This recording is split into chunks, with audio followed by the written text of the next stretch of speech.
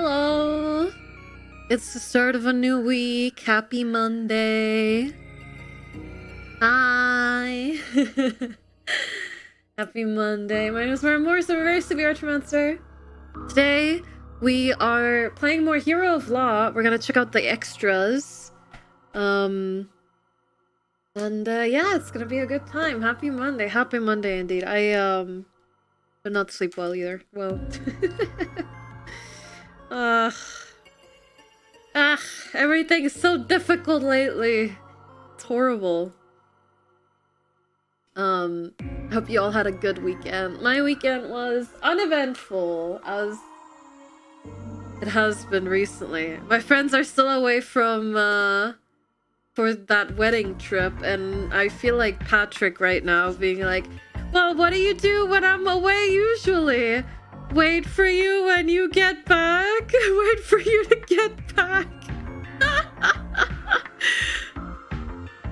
Good morning, everyone. Can we get a Digi-Meow? I don't have the Digi-Meow set up, unfortunately. But you can get one of my Meow. Welcome in, Robert. Hello, hello. I've been rewatching your Jedi Fallen Order playthrough, and the goofy moment you had have been great. Yeah, I think that Jedi Fallen Order and Survivor streams are really fun.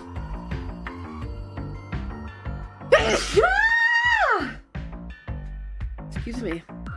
It was ages ago now. Well, the Survivor, I continued post-debut, but it must have been like a few months before debut that I played those.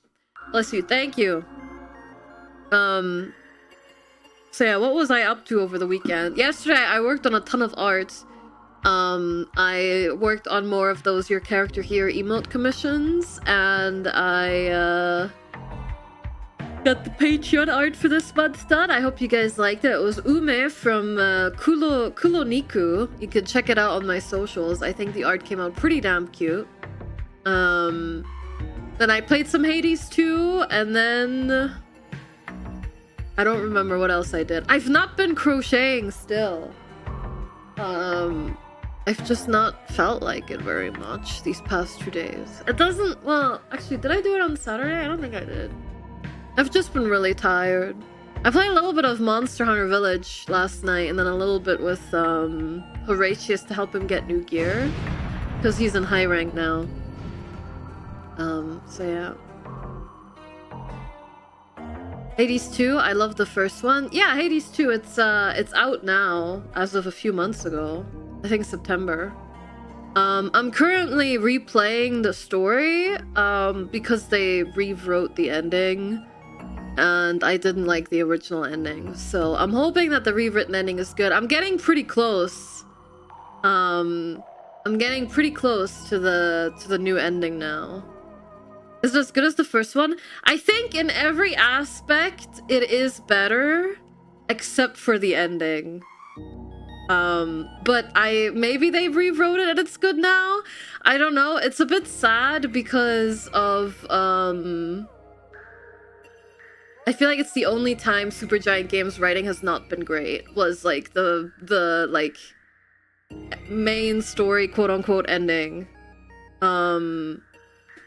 It's so crazy to me that they rewrote it and then also had the balls to rewrite it. It's really cool because, like, honestly, even if the ending sucks, there's still a lot to like about it.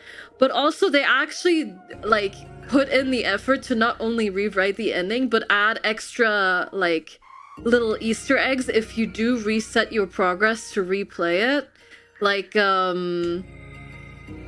adding, like the characters acknowledging that you have items you shouldn't have and stuff like that. It's really cool. I also think all the like companion relationships are written really well. It's just like the ending I didn't like it. I don't want to spoil it because I don't know what the rewritten ending is like either. Again, I'm still working on it, but I didn't like the original ending. So props that they even tried to rewrite it. I think that's pretty cool. But yeah, I think in every other aspect the game is better than Hades 1. It is a lot more roguelike-y in the sense that the meta progression is much more important than in Hades 1, I would say. And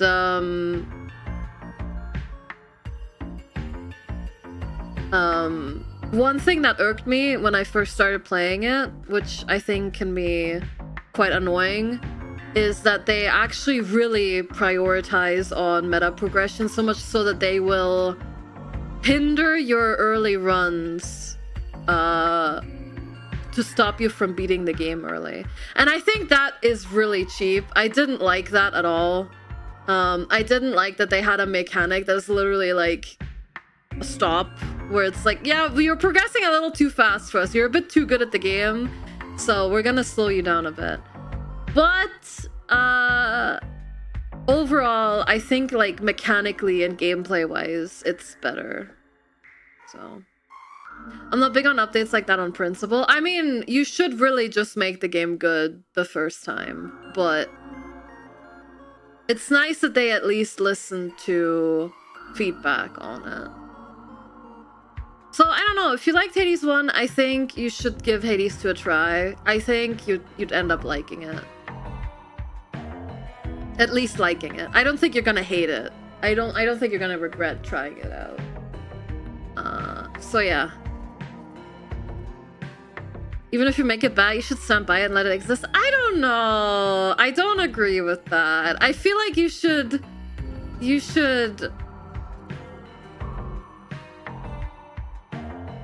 I feel like you should at least try to make it better if you get like a lot of negative feedback on it, right? Like you have the option of making it better. I feel like you should try. I mean, it depends on the extent of something, right? But you might as well give people their money's worth, even if you have to polish it a bit. But it left early access one patch too early. I mean, not necessarily. They're gonna have to have released it anyway, so it makes sense for them to release it for when the story is complete, right? And like everything else was like perfect at that point. But I think they really should have gotten more feedback, because honestly, like, the game was reviewed very positively, and then people started getting to the ending and suddenly the reviews started tanking a little bit, and they were like, oh, people really don't like the ending. I guess we'll just see if we can fix it somehow. But we will see. Talking about Hades 2, yeah. Anyway, long story short, I think it's definitely worth checking out. I actually really enjoyed it. It definitely took me a bit to win me over. Again, the fact that it sort of hinders your progress early, and like the first weapon you get just feels awful. But it does pick up a lot. And I'm actually getting to the point where Melanoe is starting to become her own person in my save file, which a lot of people had criticism about, that Melanoe was like very like stern, because she's basically a soldier, right? She's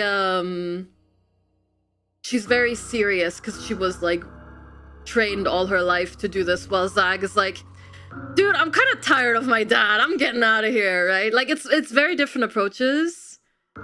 I didn't mind her personality, but it's cool to see her starting to adapt that little bit of snark that Zagreus had. It just takes a while in Hades 2 for her to like be more comfortable, which is understandable in my opinion. But yeah, it's really cool to see. I definitely think Hades 2 is still very good. I think it's worth playing. I played through it after release and liked it. Sure, it was weird, but because it was new and they work in different universe. No, it's a sequel. It's a sequel. It's not a different universe, it's a sequel.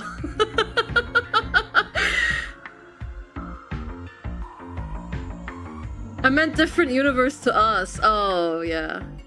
I don't know, I didn't like the ending. I'd rather not get into it and spoil it for people, but I'm down to have a conversation about it with you, Don. Actually, just Greece. Don't worry, I'm not gonna kill you. I just don't wanna... I don't wanna spoil it for people. Is all.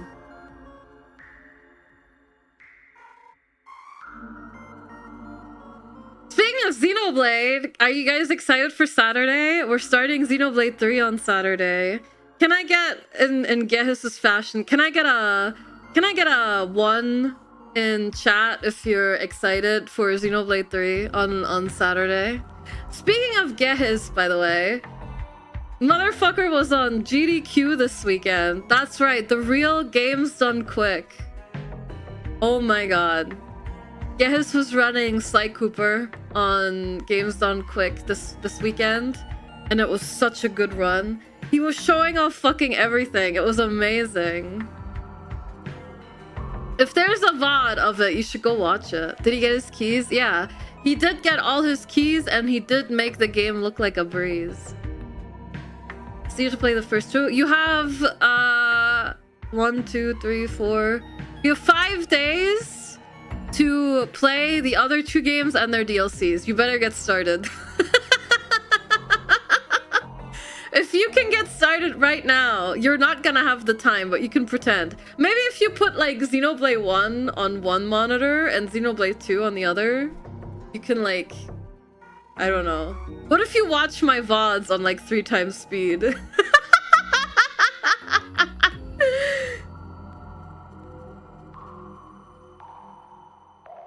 I saw all the cool people there. I was rallying folks to be there. I really wanted to support you, man. It's really awesome. I hope you get to be in one of the main events at some point soon.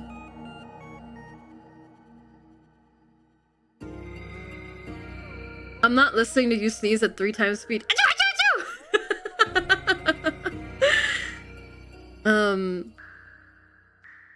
But yeah, I'm excited to play Xenoblade 3 on Saturday. I'm very excited. Left ear Myra Xenoblade mods, right ear Myra Xenoblade 2 mods, cinema. Left ear Myra ranting about Alvis 2-hour cut, right ear Myra ranting about insert spoiler, right ear.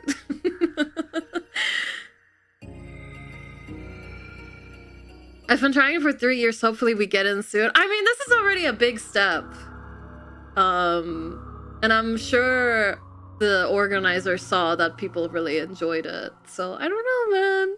I don't know. I think it's gonna happen. I think it's gonna happen. You gotta keep at it. Keep trying.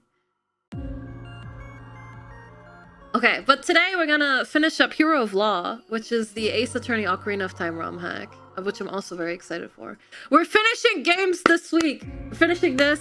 We're finishing Ape Escape. We're finishing Peace Walker. I set up Peace Walker via an emulator last night as well, and I had so much trouble with it. It was like giving me a headache. I finally managed to do it, and I got a save file ready that has everything unlocked. I really wanted to get a save file that just has it up until the first rescue or the last rescue, or rather capture of Doorknob, but I couldn't get it. I couldn't get that save file to work. So we just have a save file with everything ready to go.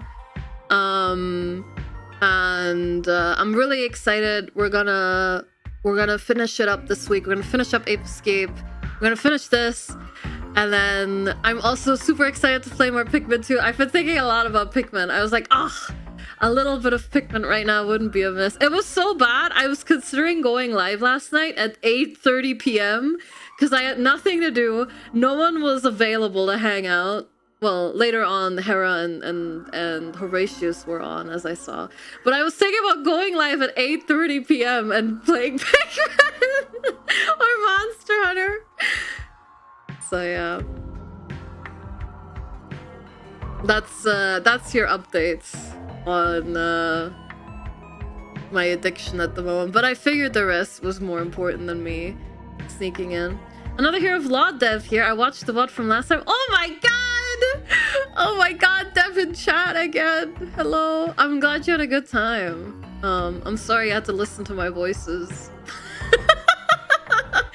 But I'm glad you had fun. You guys made a work of art. I love it so much. Devin chat. That's right, Devin chat. Oh. I've not even watched any movies lately. Okay, it's really bad. I need my friends to come home and force me to watch movies again.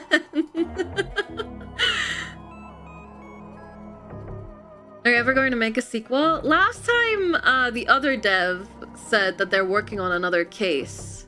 One more case for the game, but it'll be the last one.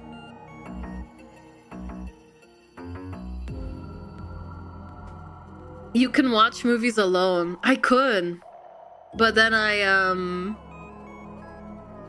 just end up doing other things.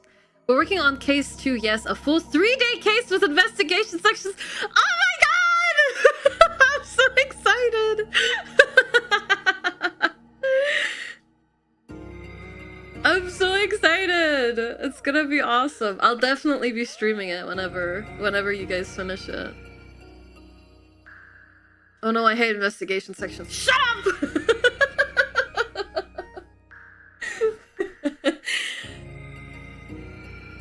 Oh.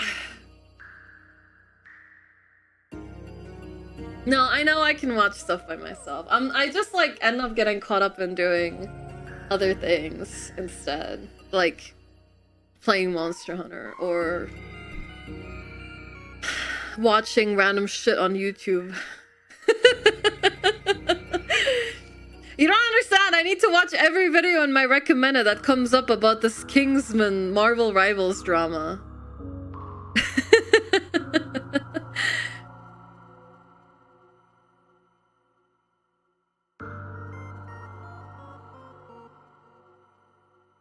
Myra Chama?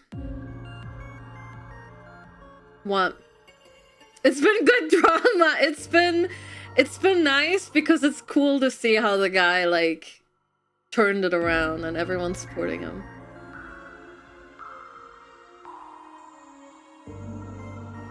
Most of what I watch on YouTube is math stuff and 30-plus-year-old music videos. Math! Oh my god, man. You'd have to waterboard me into watching YouTube math videos. I'm sorry. But then again, I watched like old women talk about what they're crocheting this week, so. Effing resisting as difficult as it is, what's the TLDR? Okay, the TLDR is, and you probably should look it up for yourself in case I get any details wrong. But the TLDR is there was this Marvel Rivals content creator tourney that didn't originally have a cash prize when people applied.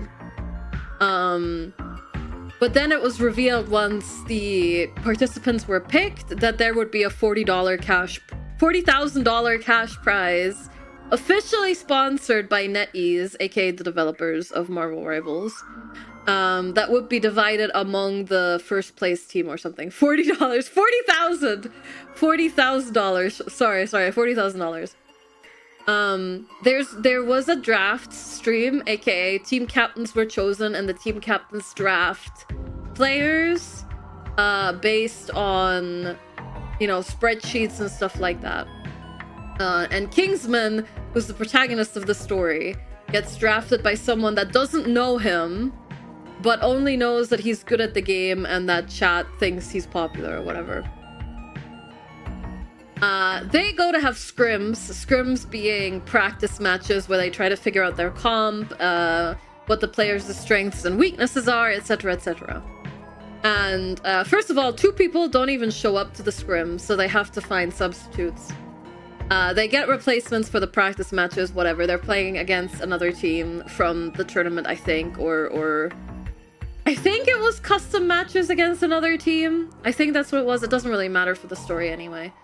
And Kingsman saw that one of the players was a Black Widow main from Australia that is playing on 200 ping.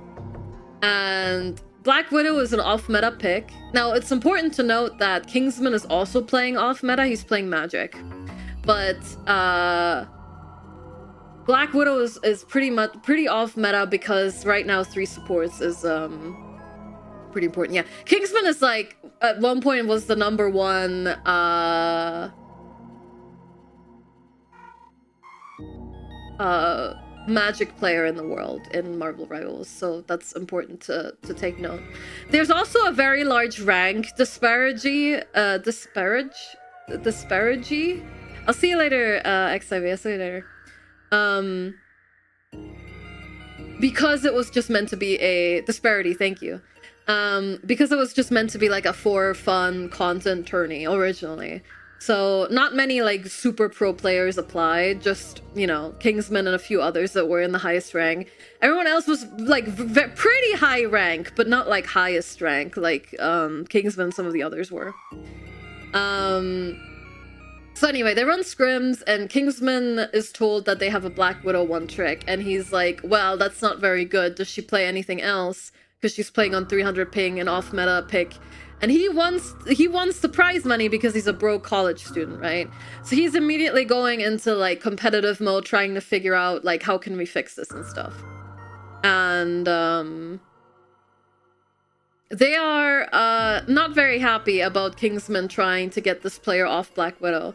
Turns out the Black Widow main does play the other hit scan characters, but she just doesn't want to not play Black Widow.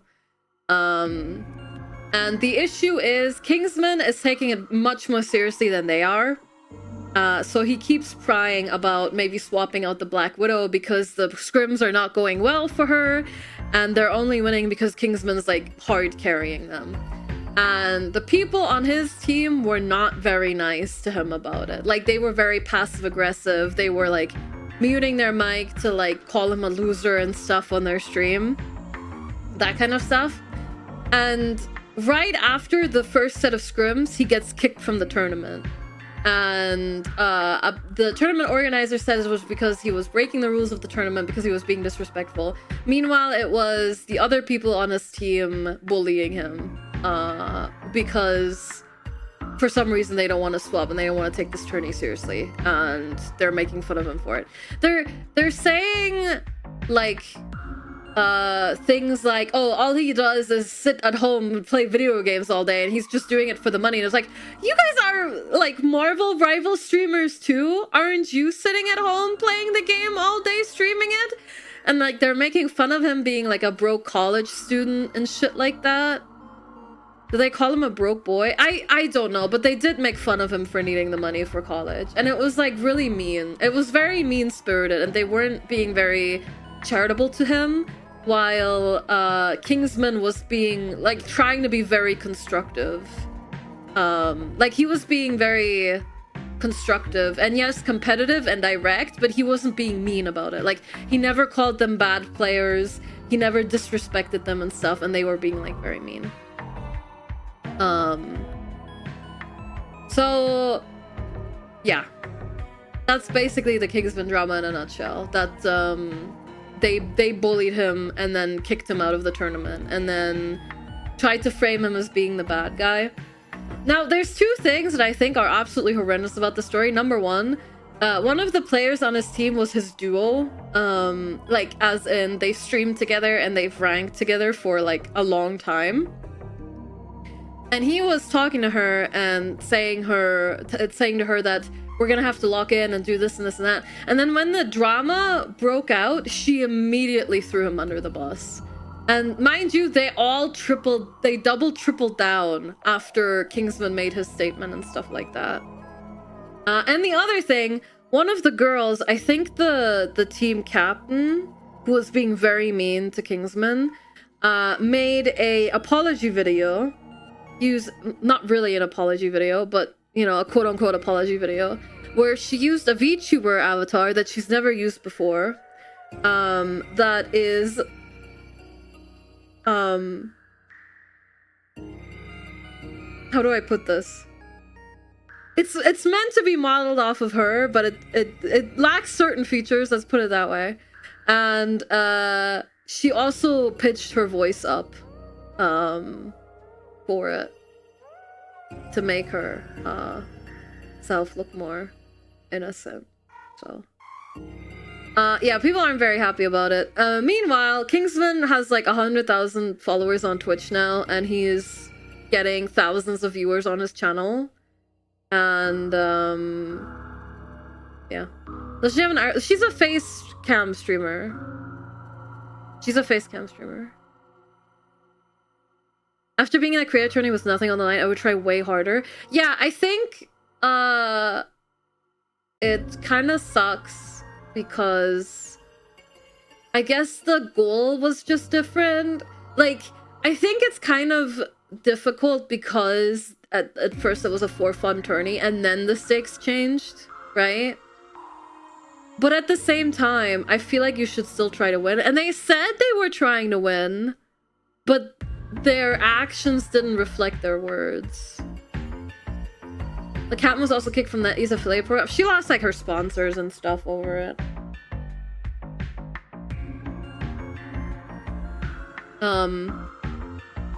Still trying to get him out of the tournament is fucked up.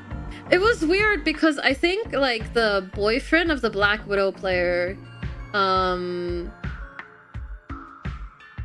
went behind the Black Widow player's back and messaged the tournament organizer, and then the tournament organizer went to the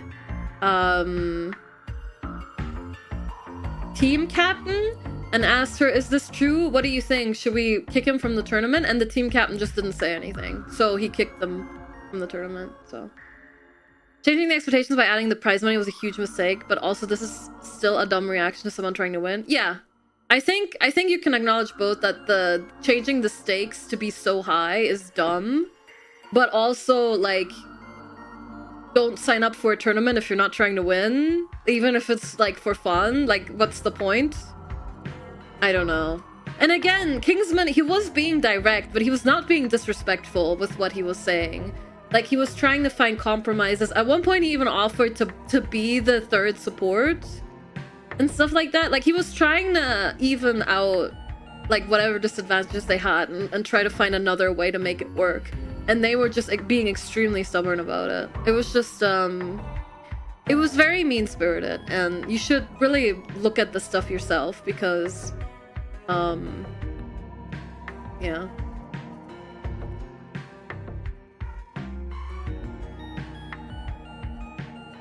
Yeah, there's been a lot of memes. Like, even people completely unrelated to the situations have been doing that. The clip you posted. I saw someone that was like, I saw another post that was, Rivals tournament for 40k. We're just here to have fun. Yu-Gi-Oh tournament. This isn't about the win. This isn't about the win anymore. This isn't about Yu-Gi-Oh anymore. Let's fucking kill each other. Something like that. It was really fun. I also read that the team Kingsman used to be part of lost against comp Kingsman suggested for their team. Yeah, I don't know. Kingsman was being very analytical about it, yeah. So yeah, that's about the extent of the drama. Again, I would recommend looking into it yourself because it was actually heinous. I'm not really talking about the Black Widow because you can make the argument, oh, she's so bad, she went 0-5-0, but it's not really about necessarily her performance. And I don't think she was being that like mean about it. She just didn't want to swap her character, which fucking sucks. Like, take the tournament seriously. But my main issue is really with the other girls that were just really mean, honestly. The finals of a local with $13 on the line.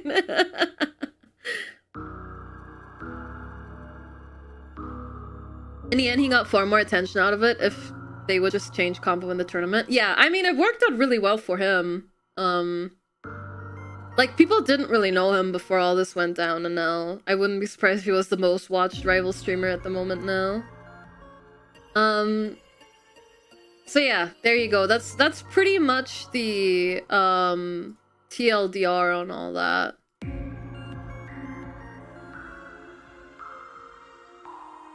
Is Duo backstabbing instantly because the bigger streamer said so fucking sucks for him? Yeah, I mean, yeah. Do you want to start fake beef so we get more viewers? No, I'm okay. I'm chilling.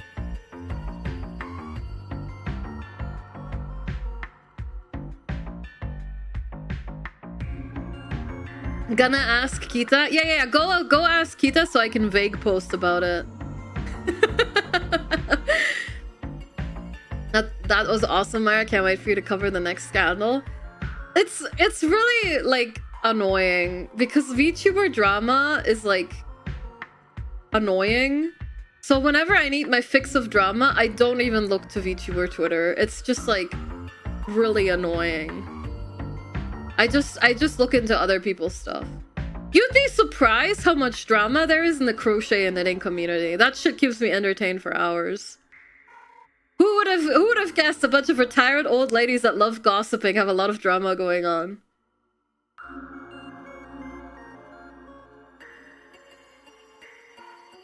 You gotta tell us about some of it. I somehow get VTuber drama on my feed. I watch like 3 max. It's all just like a lot of the VTuber stuff is literally like high school stuff just to get impressions on your posts. It's so annoying. We don't live in the crochet world, we wouldn't get it. Some of it is entertaining and others of it is just like stupid as well. I'm trying to think of one that I watched recently that had me weirdly interested, but I can't even remember it.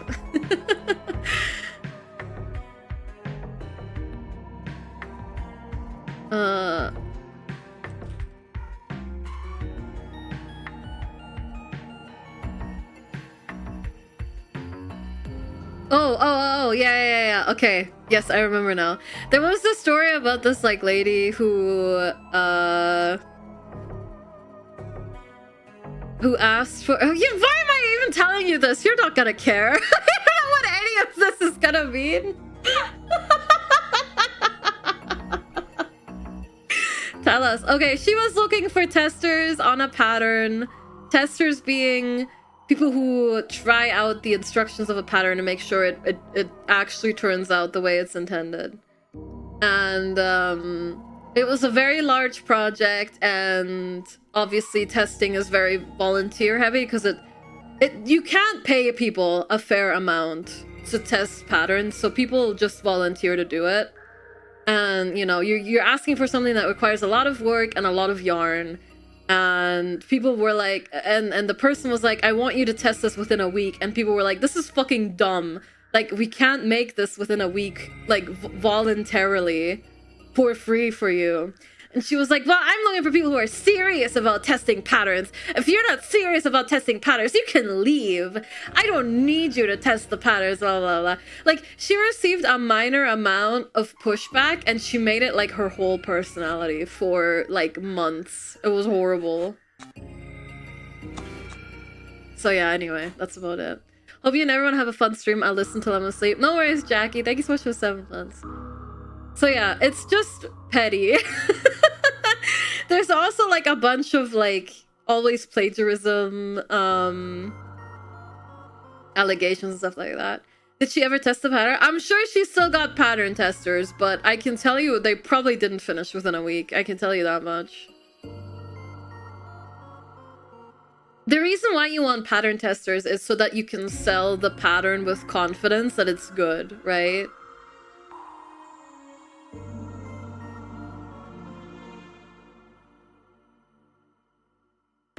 A life hack for them: instead of paying or searching for volunteers, just make a Patreon, make the testing pattern a Patreon exclusive pattern. I mean, I'm sure there's a lot of people that would do that, like for early access to stuff or to give feedback and stuff like that. But yeah. Oh, Myra stream. Oh my god, Luna, hi. I'm picking up some passive aggressive energy, Shotton. Did you have a problem with me doing that back then?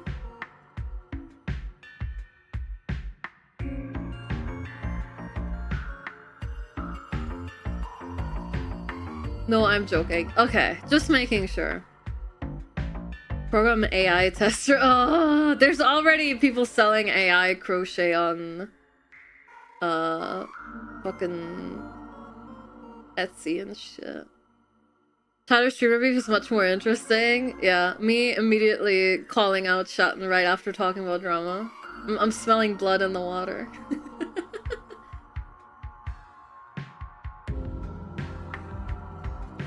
Schedule said Parasite Eve tomorrow, but we watched that. Yeah, if you check the Discord event, I wrote in the description, I know it says Parasite Eve on the schedule, but I'm not reposting it. We're watching Worakoi on Discord tomorrow. The romance anime? Romance comedy? I think it's comedy, anyway. Yeah, we're gonna start that tomorrow.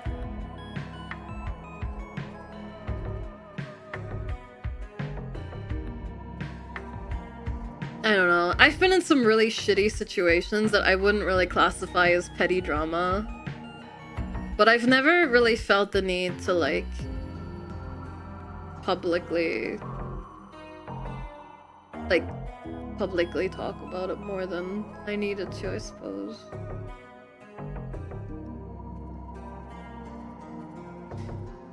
Airing out dirty laundry? Yeah.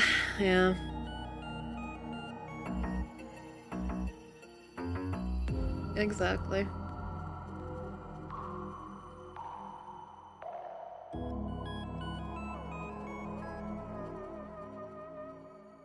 Alright. Let's run the ads. I'm gonna go get the game ready and then... Ready? Please use me for testing and teasers. Thank you. I love testing early access stuff and giving feedback. Okay. I'm gonna signal the snipers to step away from your windows now. To get out of position now. Okay, it's okay. You don't need to post another message. No, that's okay. I've considered like trying out crochet and knitting stuff. I'm probably just not going to do it like with the VTubers. I mean, I'll probably have a little bit of overlap, but I'm probably not gonna put that on my Patreon if I do ever do it. Like, use the red glare made it hard to see the screen from the laser pointers. No problem. Okay, right. I've also had this idea for YouTube videos on my main channel, and I guess I could ask you guys about it, but I'm probably not doing it for a little while because I'm just really busy at the moment. But I thought people were really interested in doing like game manual flip-throughs, like on stream with a hand cam. But I don't really like doing hand cam streams very much, so I was thinking about maybe like recording that kind of stuff, like manual or guide flip-throughs for the YouTube channel, and like not like ASMR whispering it, but have it be like very calm content. You could do PDF flip-throughs, yeah.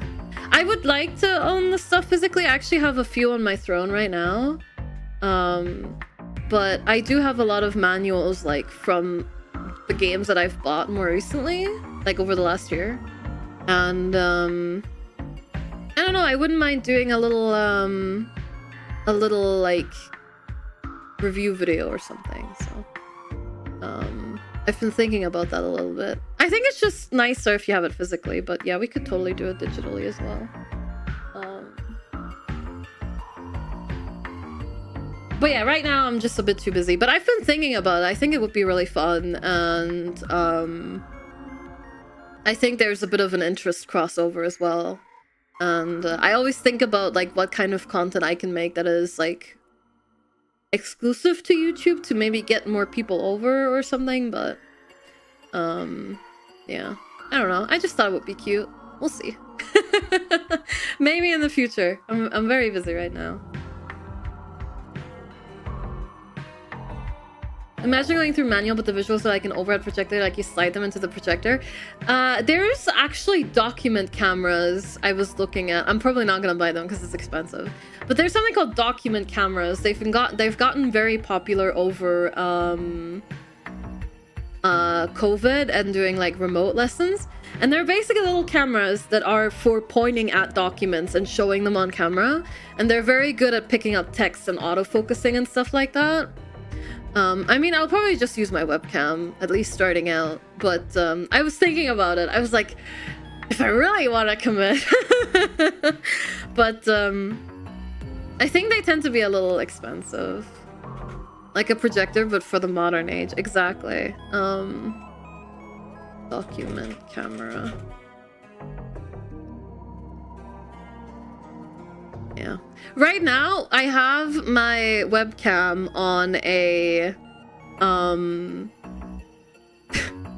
like one of those bendy, mounts, and it's taped to shit to the mount because I was really paranoid that it would fall off the mount, even though it's screwed into it. I was really paranoid that it would fall off the mount and I would dox myself, so I have, like, 5 layers of tape around the camera and the mount. So I've not used this webcam for fucking anything. Yeah, I just get really scared. But yeah, these document cameras, let me show you. They are, you can tilt them upward for video chatting, but they're primarily made for documents. They have little buttons on the back for different settings and stuff. Balancing it on top of my monitor. Well, that's what we used to back in the old days.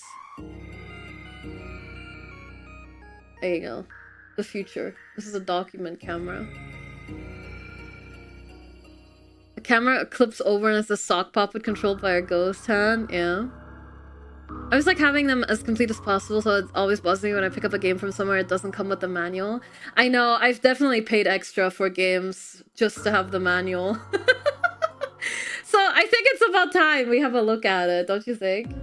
So yeah, that's what I've been thinking about recently, but I'm just a bit too busy right now to commit to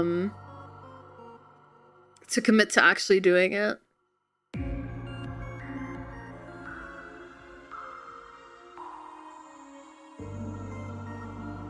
All right, now I want to run the ads for real, but I'll keep you guys updated in case I end up doing it.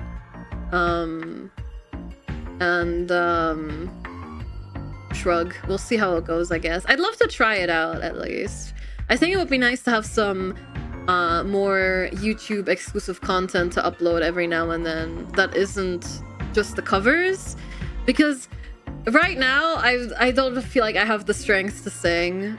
I've not been doing very well, so I've not really had the energy to do it, and it just bums me out a little bit. Also, covers just take more time to make, so it would be nice if we had like a buffer as like an in-between. Cooking videos? God, no. God, no. I'll leave that to the experts, aka Coco. I should probably tell Kieran about those document cameras, because she was having issues with her camera autofocusing.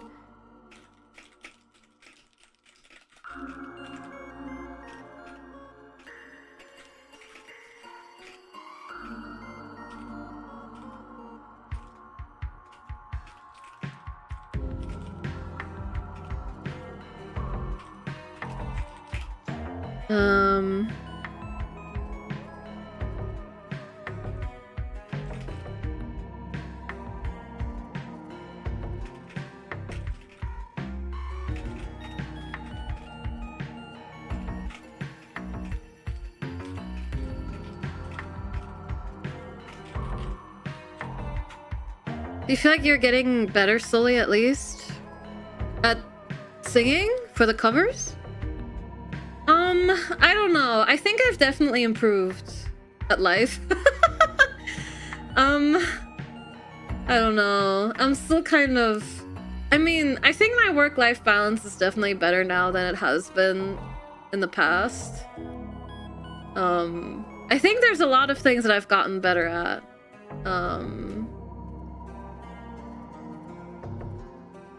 And I'm enjoying having hobbies again. And I think my art's gotten better. The therapy stuff has been really hard on me, honestly. I didn't expect it to beat my ass as much as it has. It feels like I'm living through the things that gave me the issues in the first place again, and that's kind of rough. But I'm hopeful that in the long term it'll be better for me. But right now everything is a lot more difficult, I feel, than it should be. So it's been hard for me to like do a lot of things lately, I feel. Like, for example, like singing and sometimes art. Although I've been keeping up okay with art, at least. I do hope it's helping you, not just making you miserable. I've definitely learned a lot so far. Both about myself and like what I can do to help me. But I think it's gonna get a bit worse before it gets better still, unfortunately. But it's okay. I think, like I said, in the long term, it's gonna help me a lot. But it is gonna be like a process that's gonna take me the rest of this year. So I'm not expecting for myself to be better like anytime soon. As for my like physical health, I don't know. I'm still having the issues I had last year. And I don't really know what to do about it at this point, but yeah. I'm sure you'll pull through. I will, yeah. I mean, I've been through worse. So Time to get a second therapist for going to the first one. Getting a second therapist so I can gossip about my first therapist. No, she's actually very lovely. I'm getting along really well with her, and I feel like she understands me really well. And I think she asks me the right questions that get me thinking about, like, what I want to say, if that makes sense. Like, she's asking me the amazing questions for me to have introspection to. So, yeah. Well, it's been really difficult. It's also been, I think, overall good. Yeah. Not prying, what is the problem? You have to step out for a minute. It's just therapy for some psychological stuff. I don't know if I want to get into, like, exactly what it is. I think that might be a little too personal for me, and I don't want people to feel bad for me. But it's gonna be a long process to face what I'm dealing with, essentially. So she got bullied for not switching off Widow. I heard it's not always easy to find the right therapist. Heard a lot of horror stories from mutuals who wanted to go to therapy but were basically scammed because they only did analysis on them. Yeah, I've had bad experiences in the past too. But I don't know if that comes from the people I worked with or just not knowing the source of my problem. Like, this is the first time where I actually, like, could identify what was wrong with me, talk to someone about it, and then, like, get someone who specializes in what is wrong with me and then actually tackle the problem rather than just, like, general cognitive behavioral therapy. So I'm sure that's part of it as well, but yeah. I'm just very glad that it's working out for me right now. So I'm hoping that it'll actually help me. But yeah, it's been kind of hard, for sure, but keeping my head up high. Biting my tongue not to make a CVT joke. Good, bite your tongue harder. Sometimes therapy is CBT and sometimes it's cognitive behavioral therapy. But I think it's gonna be worth it in the long run. It's just very difficult for now. Yeah. Do you have a deadline from your therapist, or is it as long as you need it or willing to pay for it? So it's not private therapy, which is, honestly, it's a miracle that I found a therapist that is covered by health insurance, and that B, like, I get along with them. I've had to wait for quite a long time. But, yeah. I was told it's gonna be a year-long process. I wasn't told that there would be a deadline or anything. So yeah. Yeah, I'm really lucky. I'm really lucky that it was covered by, health insurance. Unless I'm getting a bill when it's all over. Unless I'm getting a bill after I finish therapy and I'm like, I can't pay this. And then she just makes me worse. You've seen those memes? No, I'm really lucky. Yeah. I've thought about going private about it because I felt really bad, but then, like, as soon as I was considering going private, I actually heard back. Now, to be fair, I was first put on the wait list, I want to say like 4 years ago, but I don't know if I got in now because, like, a spot opened for the program that I need, or if it actually, like, if they identified what I need and then could put me in the wait list, or that I actually had to wait 4 years. So I don't know. I don't know. I think it's a mix of both, maybe. Where it's like, oh, she's been waiting for a long time and we actually know what we can do to help her now, so we're gonna put her up in priority or something. I don't know. 4? Yep, welcome to the UK. Yes. Yes. The funny thing is, I once had therapy over the phone, like that many years ago, just for general cognitive behavioral therapy, and they just ghosted me. after like 2 sessions. They just stopped calling me. So yeah, God bless the NHS. Hell no, fuck the fucking NHS, man. I fucking hate them.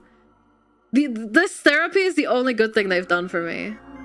Don't let them know about the 8-year ADHD diagnosis waitlist. Yeah, I think autism is just as bad. You have to wait a really long time.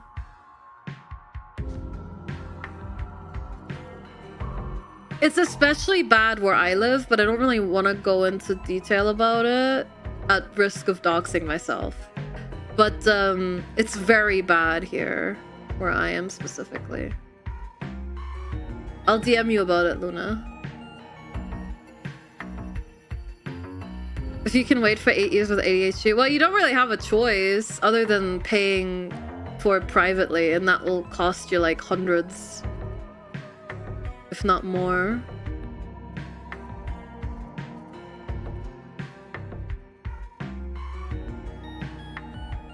Speaking of the NHS, I paid my taxes recently.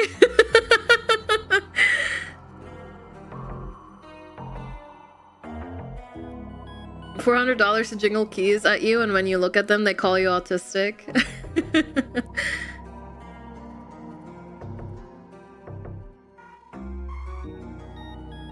I have to search for a therapist myself. Oh my god, good luck. Yeah, my tax bill ended up being a little higher than I expected. Which was a bit of a shock, but... Did you pay your telly license? No, I don't pay a TV license. Hi, B! Welcome in. Thank you so much for the raid. Hello, hello, my name is Myra. I'm a very severe retromancer. I'm going to be playing Hero of Law shortly. Sorry, we keep getting caught up in yapping, but... We're gonna check out the, we're gonna continue playing the Ocarina of Time Ace Attorney hack very soon. I hope you had a wonderful stream. She earned more money than expected. It's more so that I earned the money, but my big business expenses were the tax year after. So I might not owe taxes for the next year at all, because my expenses were so high. We will see. Hey, Hora, hello, hello.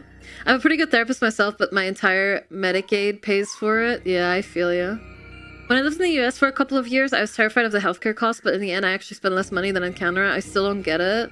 Holy shit.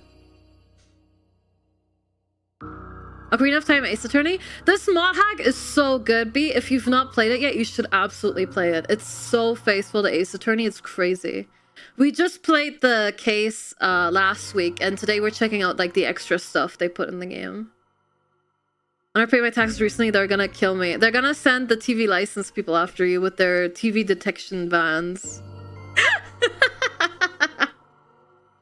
It's so fucking stupid, man. It actually pisses me off, the TV license people. I'm 100% gonna look into it. Please do. Please do. It's so worth it. The TV detection man is so fucking funny. Okay, for anyone who doesn't know, in the UK, you have to pay something called TV licensing if you want to watch TV in the UK. And I don't even know. Is this what funds the BBC? It might. I don't know. Is it true that I don't care if you don't have a TV? Yes. They've been sending me letters for years. I mean, I never responded, but like they're not giving up. Basically, the idea is if you have a TV in your house, you have to pay the TV license. And it gets so bad, apparently, in some places, they will send people to look through your window to see if they see like a monitor or a TV. Just to pay you. It's mostly just to scare old people because the way the letters are worded is really predatory. It's like, warning! You may be having to pay legal fees for it. We're starting an official investigation into your property.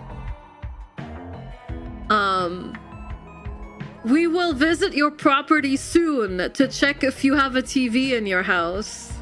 And it's like, do you have a warrant? No, get the fuck out. I'm not letting you into my home. They never actually showed up where I live. They also send it in bright red envelopes. They send it in bright red envelopes with caps lock and everything. That happened to my mom and dad before I was born. Mom came home to a guy looking through the window. It's so creepy. And yeah, there's apparently quote-unquote TV detection vans where they have like, I don't know, like a radar dish on the van or something and scan the neighborhood for TV signals or something. It's so fucking funny, man.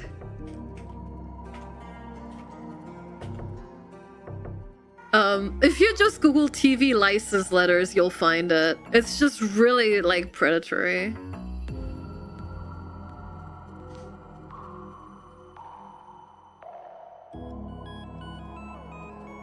Do you have a license for that monitor? Exactly. You have a license to watch live TV. There's a psychic in the van with a crystal ball. Shit, maybe they have job openings. I think I could do that. So yeah, I don't know how this is legal. Here, I'm gonna show you one of the letters that I just found Googling. Look at this. I'll read it to you in case it's really small on screen. Look at that! Imagine being like 90 and you see that before you even read it. Watching TV illegally. You could pay a £1,000 fine and still have to pay for a TV license. Dear legal occupier. Okay, mind you, none of these letters are addressed to anyone by name. It's always like occupant of XYZ, right? Like it's never addressed to a name, like even in the address section. It just gets sent to your property. As there's no record of a TV license at this address and you have not responded to our previous letters, this case has been escalated for a home visit. If an enforcement officer finds evidence that you are breaking the law, you could be prosecuted, asterisk, and fined up to £1,000 plus any legal costs and or compensation you may be ordered to pay. On top of that, you will still have to buy a TV license if you need one. You are breaking the law and risking a fine if you watch or record live TV programs on any channel or device, you download or watch BBC programs on iPlayer, you stream live TV on sites or services such as YouTube, BT Sports, and Now TV. So this applies even if you watch something on the BBC website. Respond by the 6th of November and we will cancel this investigation. To watch TV legally, buy a TV license today. It costs from £6 a week and there are various ways to pay. Alternatively, get in touch to move an existing license to this address.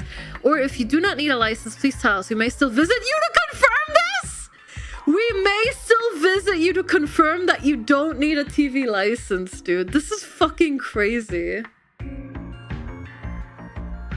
Yours faithfully, Gordon Smith, Enforcement Manager.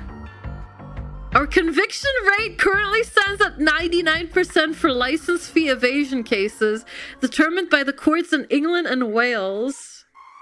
Asterisk. In Scotland, Scottish criminal law applies. A report will be sent to the Procurator Fiscal, who will decide on prosecution. So yeah, this is the type of letters old people in the UK get.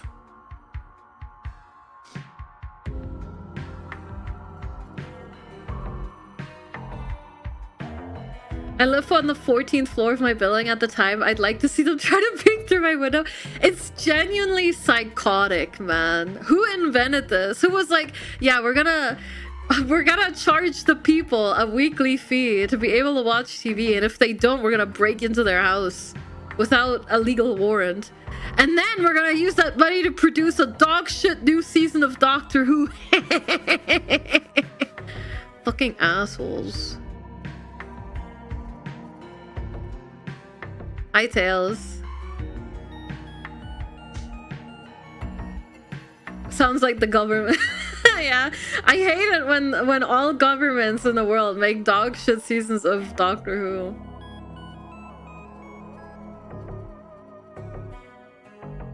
Me who watches BBC on YouTube. Yeah, even if you watch BBC on YouTube, you apparently have to pay a TV license. Like, what? It's again, it's psychotic. Or live TV on Netflix, yeah. So yeah, that's the TV license thing. Again, I still get letters about it, so yeah. Okay, I'm gonna run the ads now so we can actually play the game. I've been putting it off for half an hour. I'll be right back.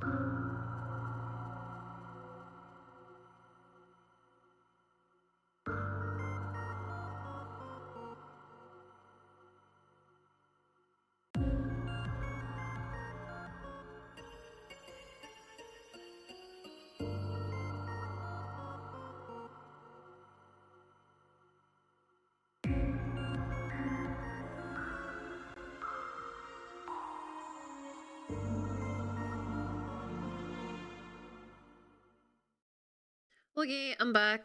I spent the break making coffee, so I have to set up the game still. Thank you, thank you. Let's see.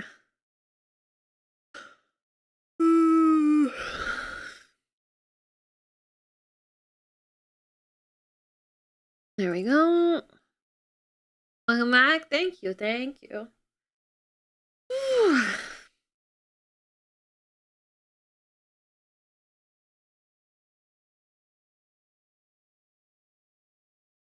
Do British people rinse their dishes? I've seen some people washing up and they just get soapy dishes.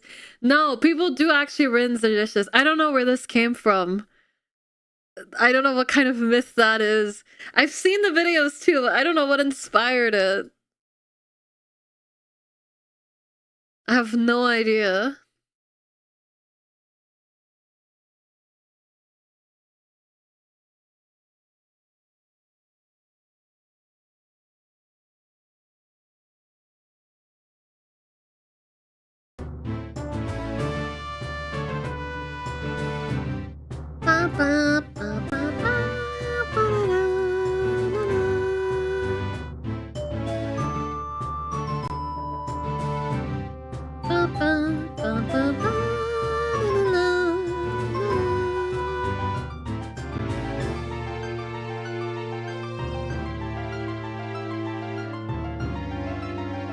Alright, so this is the herooflaw ROM hack. We've yapped for an hour.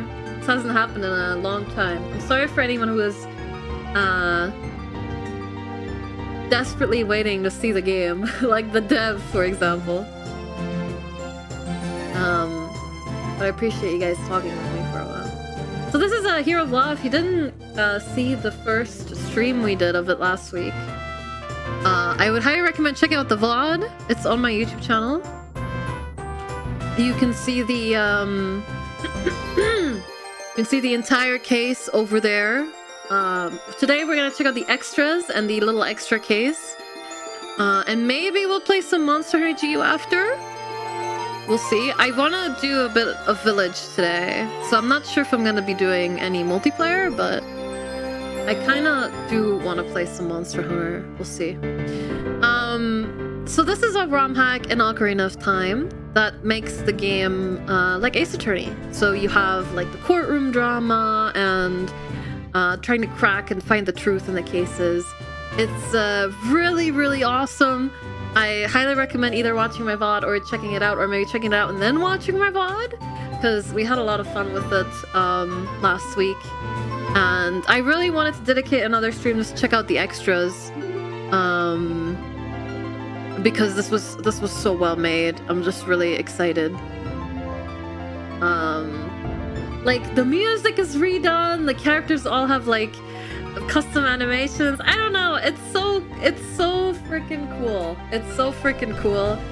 It really does feel like Ace Attorney. This is like perfect fan service for me, to be honest. All the little like Easter eggs and references to like Zelda stuff is really clever as well. I don't know, it was just really, really, really good. So let's check out the extras. So the first one is Meanwhile Somewhere Else. Super Talon game? Run, jump, press start.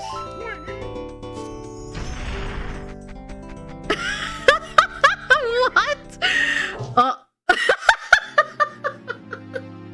How did I die? To the first gap.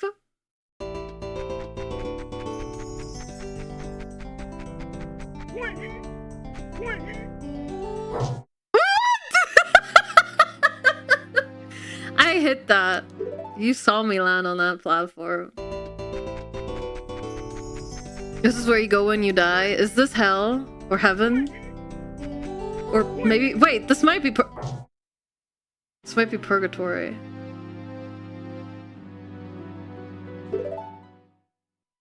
Link already talking the animated show. Oh boy!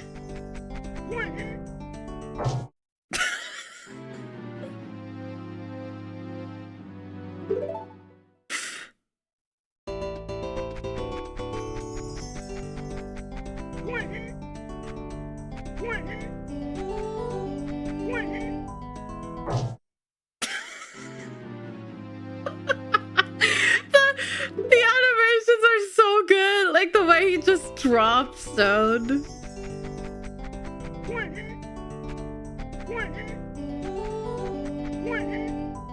Okay, we made it.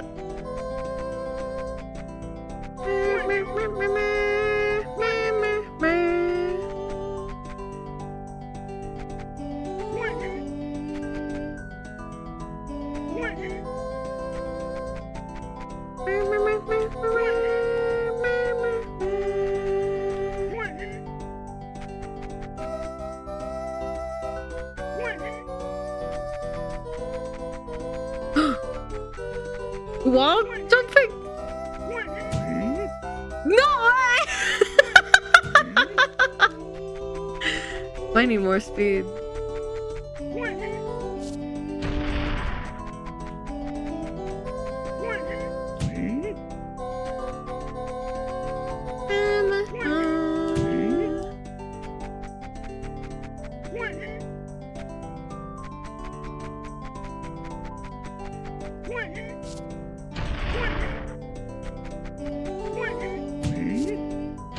I didn't mean to do that.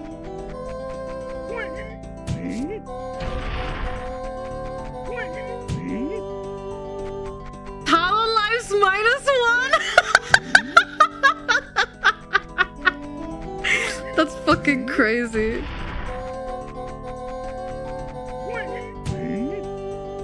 Oh my god, I suck at this.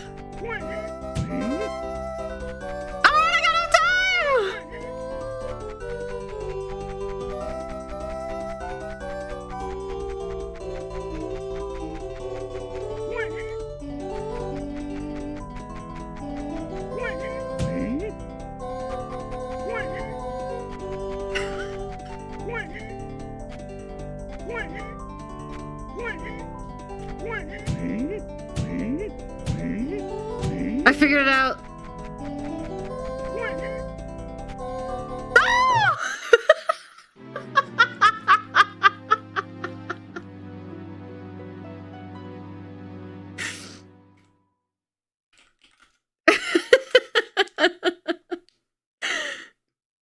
I want to beat this. We have time.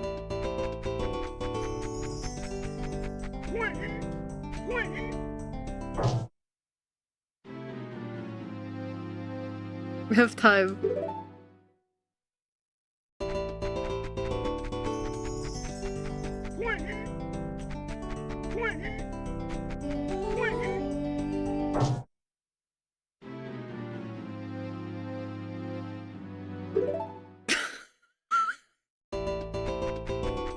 I think there is an extra case at the end of the extras.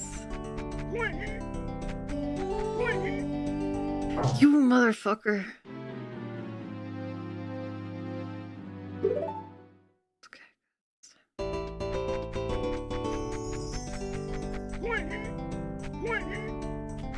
No, it's fine. Don't worry about it. It's so cute.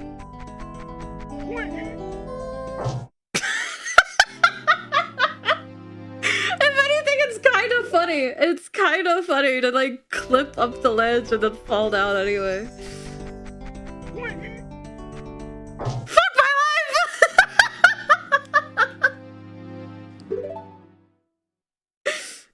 Unreal Engine 0.5.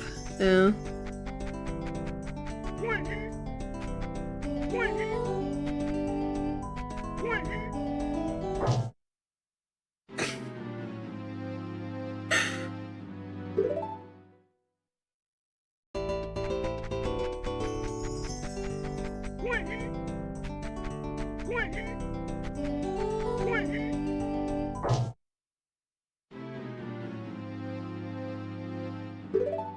I'm not good at this.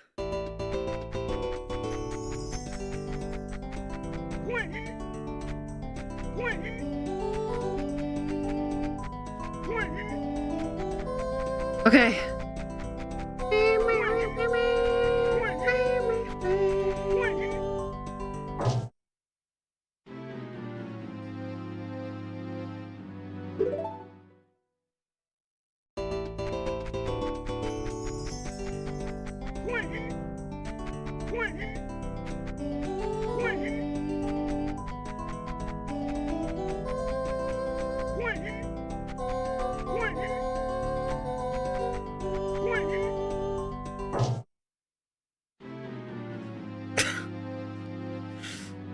it's time to lock in.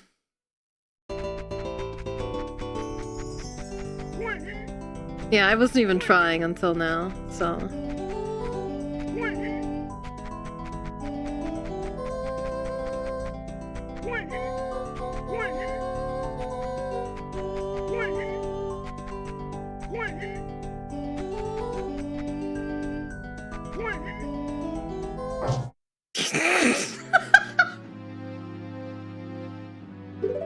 The hammer bonk really sells it. It does. It does.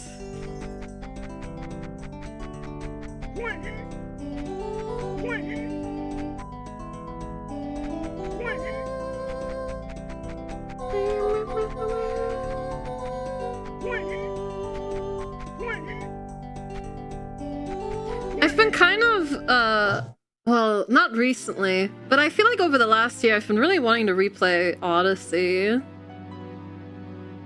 Only played through it once. I don't even have my copy of it anymore, unfortunately.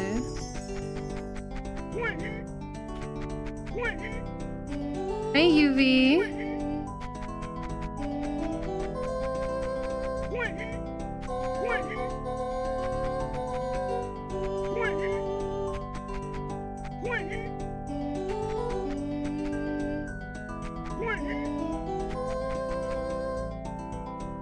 I watched so many Odyssey hide and seek videos. They're really fun, aren't they?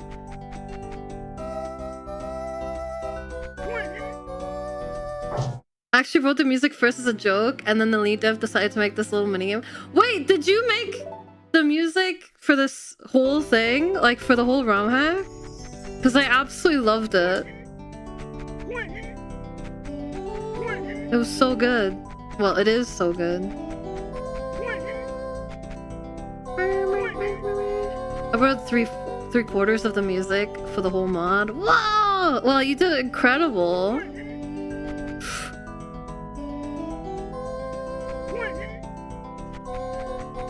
In my opinion. Ah!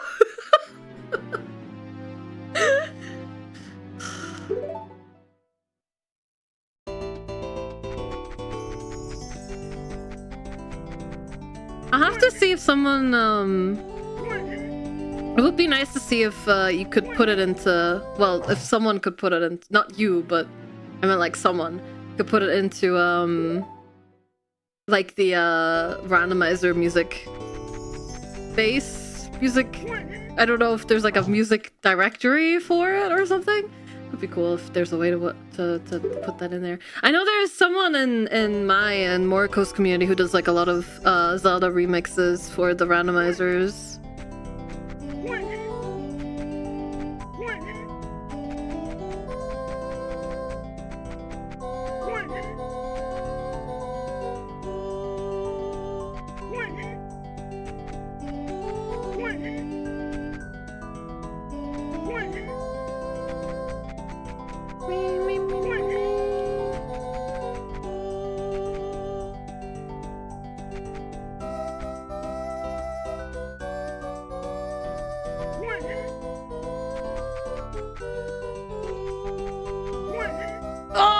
Okay, I made it. I made it. I made it. I made it.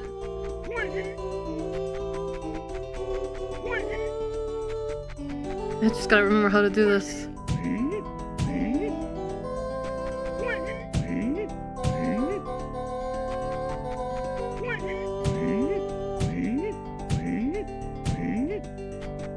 I've looked into doing that myself. It's not super straightforward because of the fancy dynamic music effects we're using, but I'd like to do it when I can find the time. Oh, that'd be so awesome! I would love that, yeah. I'm sure there's many people who would.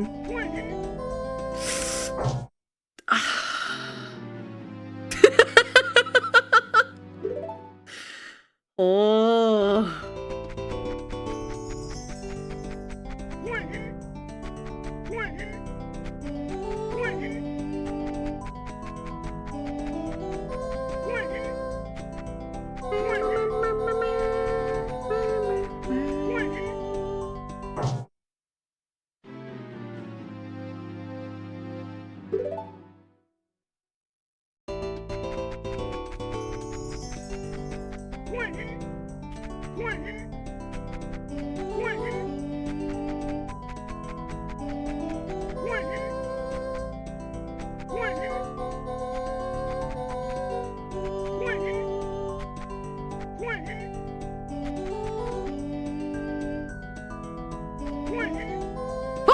god! Okay.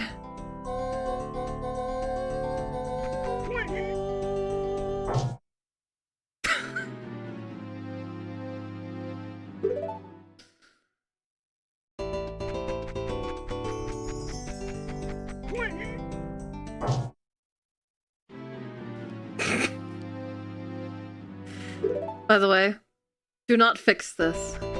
Do not fix this. I want people to feel the same pain I am feeling right now. Especially if I end up beating this. Okay. If I had to suffer, they have to suffer.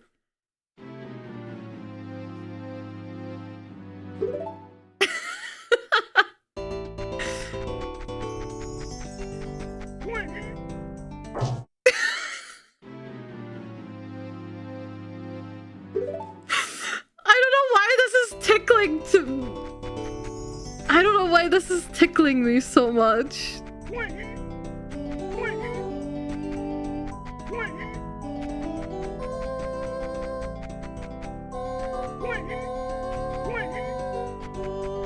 Okay, just wait.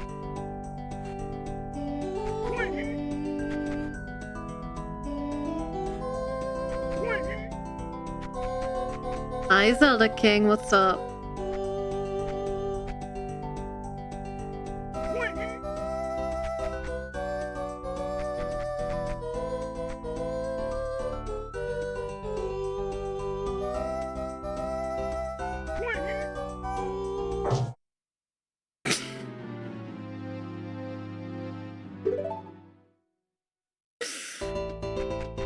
I am Sisyphus and this is my boulder.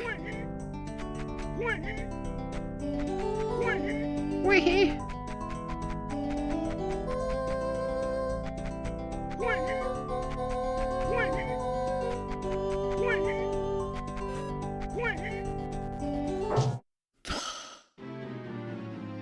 Thank you for the stretch and hydrate.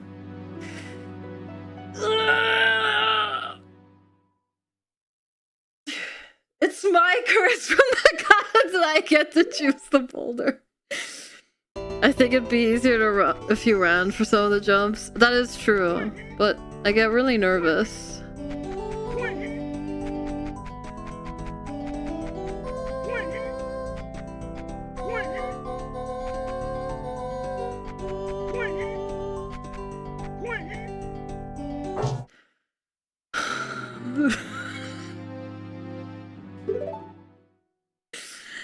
Guys, I get performance anxiety. Can you all look away? Don't close the tab. Just look away for a minute, okay?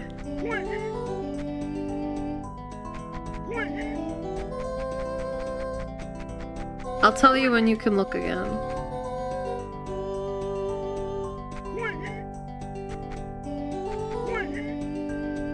Don't look.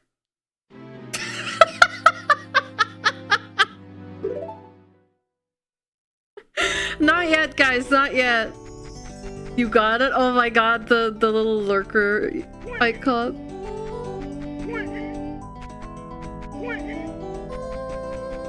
Yeah, don't look, don't look.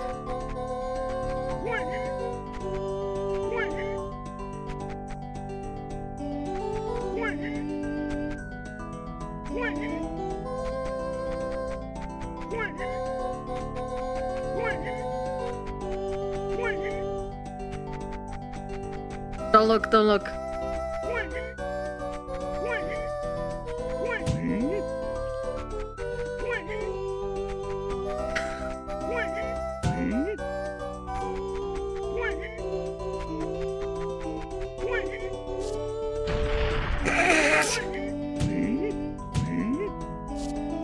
Zoo, I know you're looking! This is what's happening when you look.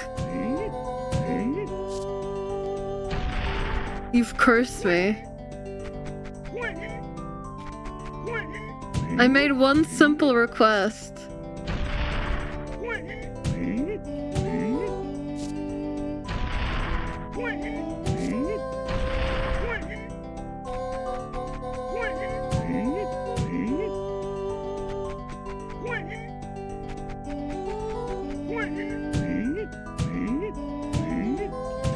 Okay, Okay.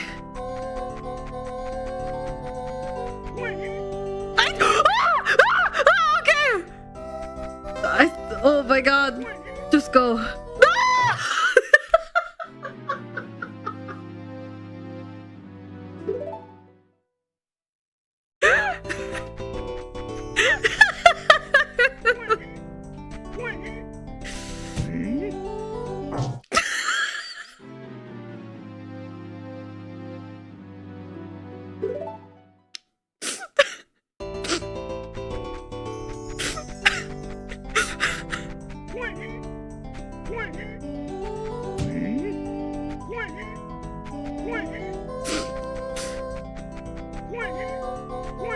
Okay, I'm speedrunning this now.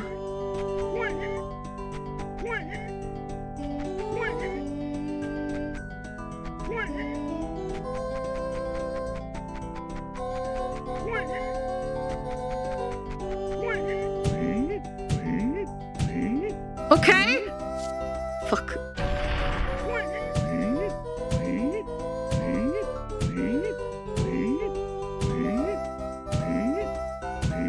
Okay.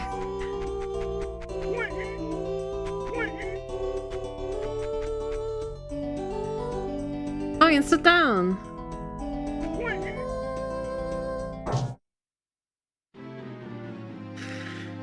Okay, you guys can watch now. I've warmed up sufficiently. Yeah, that was all my warm up.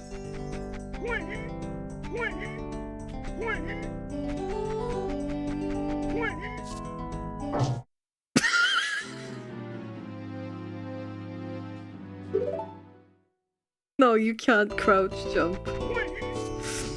Not just ground pounds.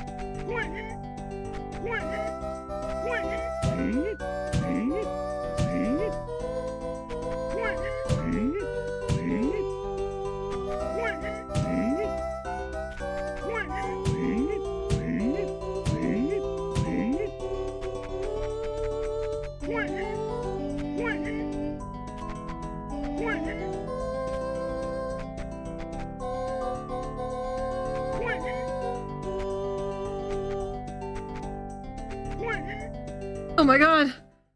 Mushroom! I did it! Oh, I really needed one of those things. They're trying to tell you about a secret I've heard, supposedly. There's a game with a giant egg in which you can become a criminal. And a pair of games with climate change and time travel. They say that extras can be unlocked by connecting them on the title screen using a certain accessory.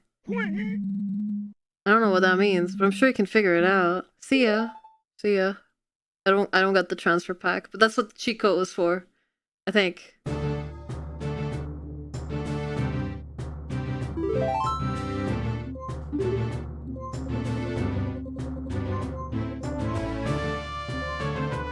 Okay. Ingo's Casino.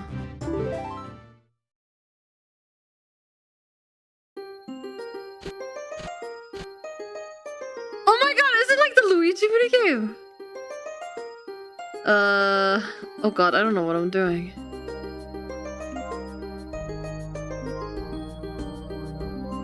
True.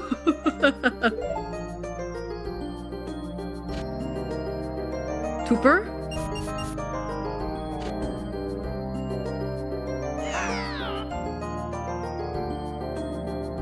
Okay.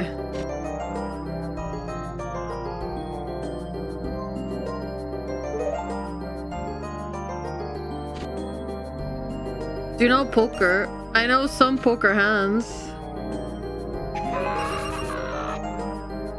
Eat shit.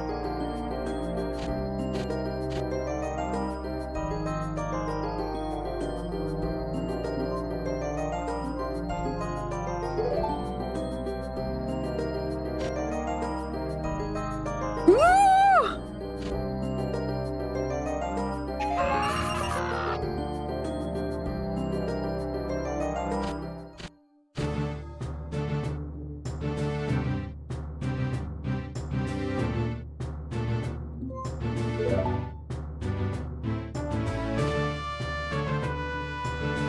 Oh my god, eat shit.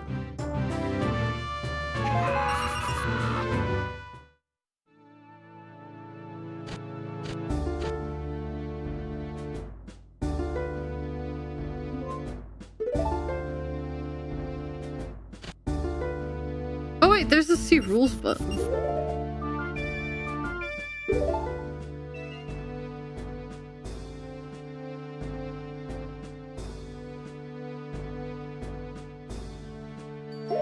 Okay.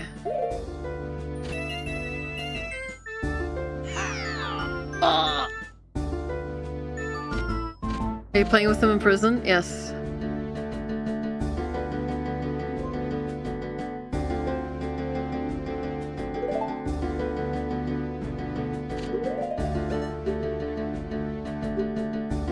My few attempts at writing a defendant lobby theme sounded too bright, so I went for a darker tone with the sound. At first it was actually too dark, but with a loud piano bass and a choir singing the chords above it, I was told it sounded more like death row than a lobby. Thankfully I was able to get the right move by changing the instrumentation. So the song's melody symbolizes the storm brewing in the courtroom. The pounding bass later on referenced another attorney game's lobby theme. What? That's so cool! Trivia!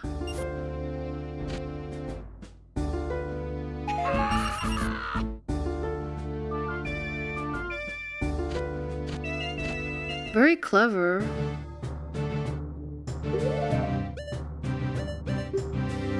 Title theme. The song had a bit of an unusual history. I was able to write the first 30 seconds of it, a rearrangement of the original game's title theme on my first try. And I got writer's block, composer's block, and couldn't figure out how to continue it. Started a second attempt from scratch. I soon saw it wasn't as good, but I found it easier to think of ideas for it because it was more energetic. I adapted many of those ideas back into the first version to get the best of both. The section based on Great Fairy Fountain, Legend of Zelda main theme, the title theme from newer Super Mario Bros. Wii are from there. The section based on Ganondorf's theme didn't make the cut. Yes, you read that right. There's a new Super Mario Bros. Wii reference near the end of the song if you hadn't caught it. Something else you might not have noticed is that the harp near the end plays mostly the same notes as the piano from the original game's title theme. Anyway, once the piece was written, importing it was a challenge since this was the first song to use more than the 16 tracks allowed by the game. In fact, you need a lot more. The project file for the final version has 54 tracks. Any individual moment in time though, most of them aren't playing. So to fit it in, I designed a new music importing system that lets you mix and match different parts between the 16 tracks based on a big spreadsheet. It's very useful later for many of the other complex songs to be written for the game, such as Confrontation Presto. Ah!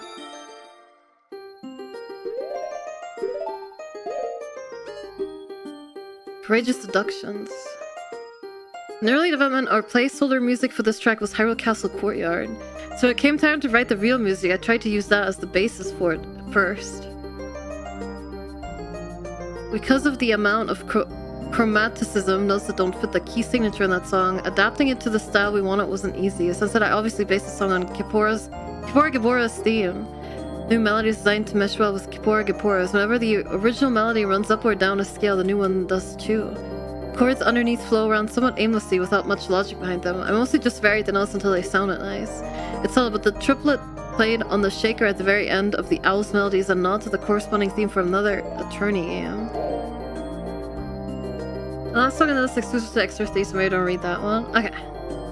I'll just go up and up again to skip it.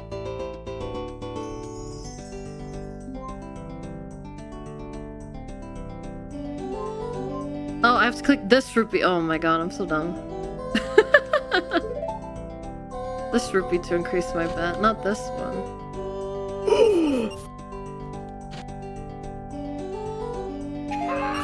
No, I wanted to increase! I guess I have to increase before I draw? Fair enough.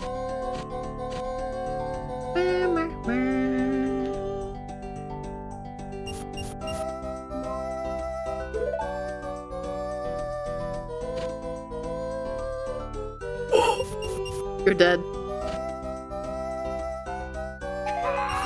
That's what I thought. Super Talon Game. This song is a joke. It just occurred to me one day that it would be funny to make a cover of the Grassland theme from Super Mario Bros. Wonder with these instruments. Specifically with the ocarina as the whistle and Man's voice as the vocals. I made it a day or two without telling anyone, then replaced our game's title theme with it as a little prank. I switched it back and removed it after the others had heard it, but to my surprise, Scabble wanted to keep it and and then an Easter egg to reuse it for. And later that day, Hero of Law's first extra scene Super Talon game was born. That's why this is just a cover and not a full rearrangement like the rest of the music in this game. It wasn't originally intended to be in the game at all. Well, I'm glad it made it in.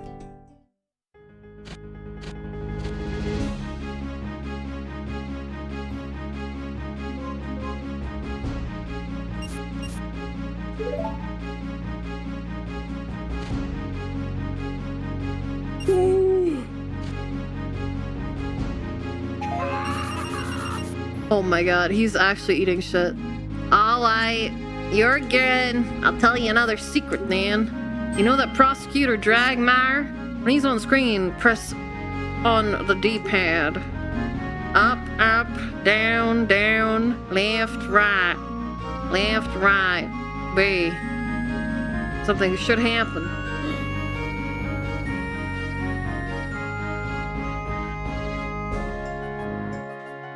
Oh my god, exciting.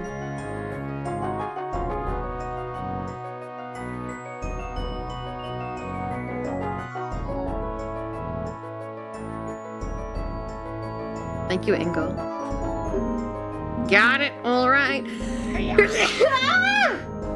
Now we play for big stakes, no limits. Go as high as you want. Oh, excuse me. End credits. This is the second to last song I wrote for the game. Ingo the Defeated was the last. It had to be near the end. I wanted to rearrange many of the other songs from across the soundtrack, so those had to be written first. At over 3.5 minutes long, over 150 tracks in my project file, and 26 instruments used, it's far and away the largest song in the game. In fact, it's so large that it doesn't even fit in the amount of RAM that Ocarina of Time allocates for sequence data. What? We had to increase the allocation space. Fun fact, Ocarina of Time's credits theme actually doesn't fit either. They solved that by splitting it into multiple parts, but we preferred not to do that. Anyway, there are a few interesting facts about the song from a composition standpoint. For example, a cross-examination Allegro is faster than Moderato, and Confrontation Presto is faster still. They're played back to back to back in the credits medley, so they all need the same tempo, but Confrontation in particular felt too slow that way at first. Allegro, oh, okay. I had to change its rhythm quite a bit to keep a similar amount of energy with the slower tempo it needed to have. What I'd rather talk about more is how our credits music solves the problem that Ocarina of Time's credits have. Rather than being started at the same time, the visuals and music for Ocarina of Time's credits aren't synchronized at all. Oh my god, Appy, hi! Thank you for the 2-month resub. Thank you, really appreciate it. On top of that, when played on real Nintendo 64 hardware, the visuals lag heavily due to so many characters being shown at once. Developers obviously knew this, so the timings are set up to work out correctly with the expected amount of lag. But emulating lag accurately is too slow to even do on modern hardware, so no current emulators do. As a result, when emulating Ocarina of Time, the end of the music often gets cut off. Most official emulators, Virtual Console, etc. have either modified the game to retime the credits or entirely replaced the credit scene with a video.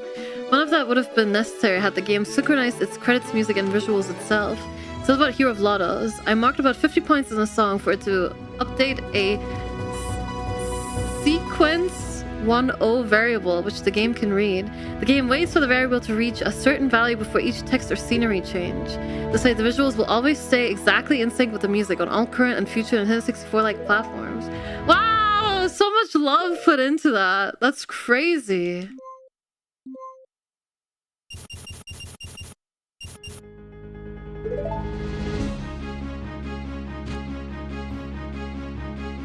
Full house.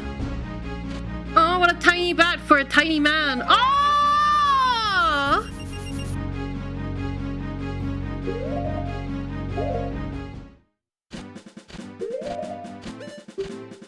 Victory. What do you think this music is an arrangement of? Did you say Harefield main theme? Because that's wrong. It's actually end credits too from Ocarina of Time 3D. Ah, gotcha, didn't I? You did. Yes, I'm serious. They're different. Mahito Yokota handled the credits theme in 3D, and his signature orchestral style is quite apparent. A couple songs I wrote for this game intentionally have Yokota-style flourishes and bass lines, but in this track, some sections are straight transcriptions of his credits arrangement. The rest is only loosely based on the track, though so my own style inherently bleeds through a bit, too. There's also one section I pulled from the title theme by Roadrunner. For this version of the track, I made one that incorporate Epona's song / the Lon Lon Ranch theme. However, it was pointed out to me that although Malon is a defendant, if we ever made more cases, playing the ranch music would no longer make sense. I just wanted the song to sound bittersweet. Malon lost her father after all, but that version went a bit too far with it and I wasn't happy enough. That was after we had already cut a similar theme I made for Malon. I'd started an intentionally depressing arrangement of Epona's song for her. There wasn't really anywhere for it to be used, so I never finished it. Aw, bummer. I was shuffling that for a long time.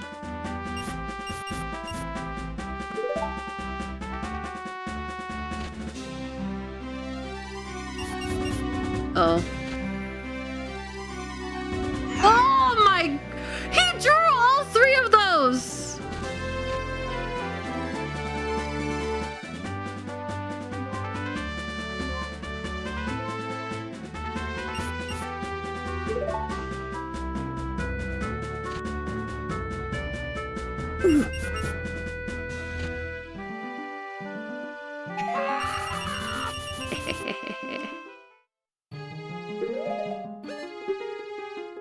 Ingo the Despondent. The first 3 variations of Ingo's theme reveal his descent into villainy. The 4th is for when he realized his plot was based on a misunderstanding. Since Ingo is such a caricature of a character, I made this as excessively sad as possible. The song is written in D minor, sometimes considered the saddest key, and Locrian mode, the darkest mode. With only 3 instruments, it's the sparsest song in the game. I initially wanted the harp to fade in dynamically as you progress through Ingo's dialogue and he realizes just what he's done. But that would have made the song even emptier at first, so we decided not to do that. And in the end, the song didn't even play in the game for very long at all, so that wouldn't have worked anyway.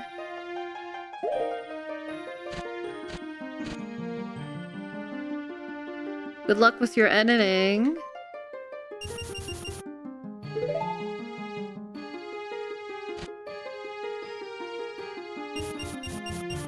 Uh-oh. Uh-oh. Woo!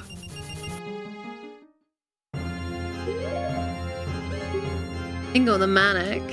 This theme shows the full extent of Ingo's depravity as the true villain behind the whole plot. My first attempts at writing the song were rejected, so I live-streamed this one to the other developers as I wrote it so I could get real-time feedback. Compared to Ingo's last theme, the clapping has become a timpani, the cowbell is gone, and the banjo has become Ganon's organ. So clever. It's crucially just like how we portray Ingo himself in the game. I initially planned to name this song A Murderer Ingo. As a reminder, the final title is Ingo the Maniac. All 4 of Ingo's themes would have used nouns describing his changing roles: the farmhand, the suspect, the murderer, and the fool. His 5th theme, Ingo the Defeated, was written very late in development after we changed this naming scheme. Anyway, we decided to change it because the murderer Ingo would have been too blatant of a spoiler to put in the soundtrack song list. I think that was the right call. It's not worth risking ruining someone's playthrough over that. That's so funny.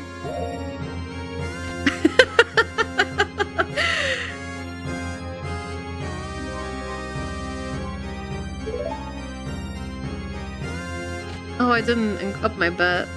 That's okay. Oh god! Oh god! Okay, good. Good thing I didn't up it.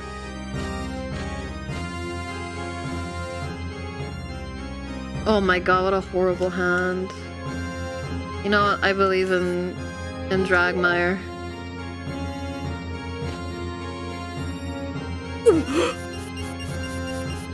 I believed in the heart of the cards. Come on! Oh! That was crazy!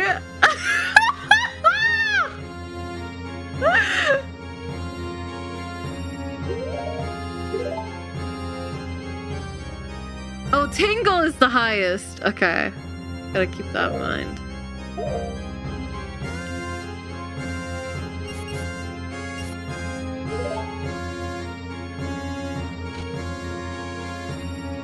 Oh my god. What? Yes. I think I'm kind of cracked at this. Speaking of, did you guys see that someone made Balatro, but in that, in the Luigi Casino minigame from, the DS port of Mario 64. My god, what a sentence.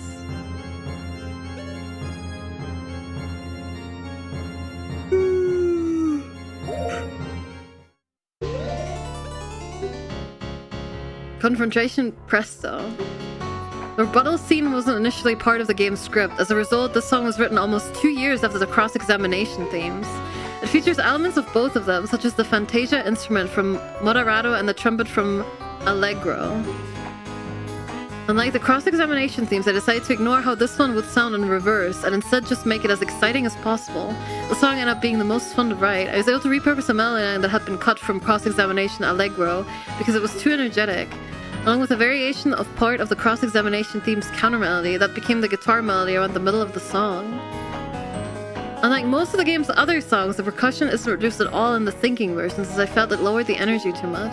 Separately, I thought the middle of the thinking version was a little repetitious at first, so I added an extra piano flourish that only plays in that version. But that required dedicating an entire track just for that one moment, so I had to fit the entire rest of the song into just 15 tracks instead of the usual 16. Another interesting technical detail is that in the actual game scene, this song pauses itself at the end of the intro by slowing its tempo way down. When the spotlight turns on, the game resets its tempo to the correct speed. We did this so the melody will always start at the right moment, even if the game is ever translated and the length of the scene titled text box changes. What? That's so clever! Or if the console or emulator were to lag, which could affect the timing. But in the casino scene, we don't want the sequence to pause, so we made that behavior configurable through the game's sequence IO interface. A certain seq.io variable is set to 0, the tempo change is skipped. We also used another seq.io variable so that the game enabled the lead-in bass speed only in this setting. Overall, this is one of the most complex songs in the game, both musically and technically. Wow, so cool! I'm going all in on Tingle. Well, not quite all in, but...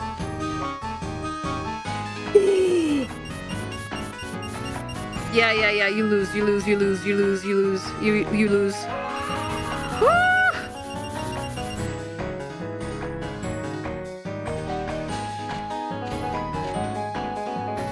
I'll see you later, Flint. Thank you for stopping by.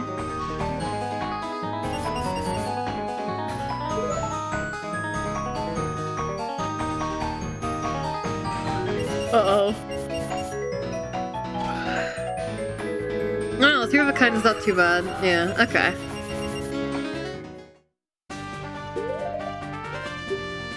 Pursuit. This was originally supposed to be the objection music, but it ended up being too fast-paced, and I decided to repurpose it for Pursuit instead. You can still hear remnants of that, some counter melodies and background arpeggios directly reference another certain game's objective theme. The piano? The piano in the background playing erratically was inspired by Hirokazu Ando's music for the Kirby series. I basically clicked random notes into the piano part by hand until I liked the way it sounded. The piano sample in Ocarina of Time was way too soft for this part, so I ended up importing a custom brighter piano. I also struggled with the latter half of the music. It needed to be longer, but there weren't any good instruments that could repeat the B-section melody. So I imported a saxophone too. Both custom instruments came in handy as I wrote the rest of the soundtrack. Wow, awesome.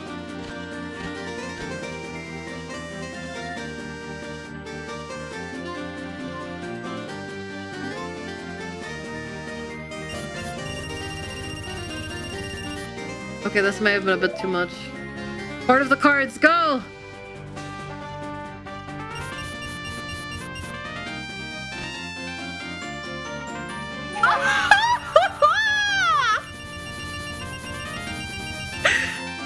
Yes! Get tingled, you idiot. That's right. Holy, I might just keep this hand. Hold on.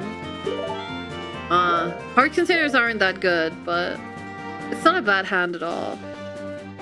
Maybe we'll just draw new cards here, and maybe we can go for a 4 of a kind.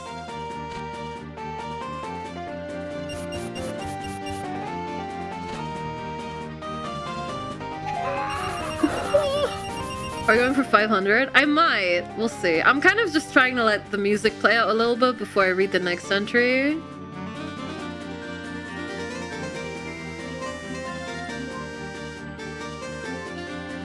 I'm more so in this for the music, really, than the actual minigame at this point. Okay, that's pretty good. Huh? I still win because I have more tingles. Holy!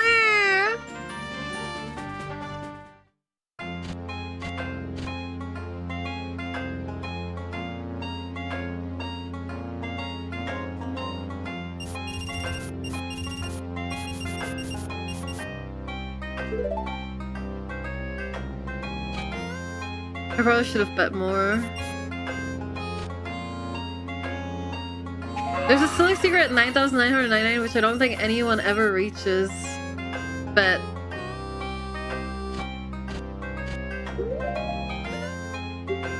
Ingo the Restless. My first attempt at writing an evil version of Ingo's theme was to add some very dissonant piano chords underneath the normal version.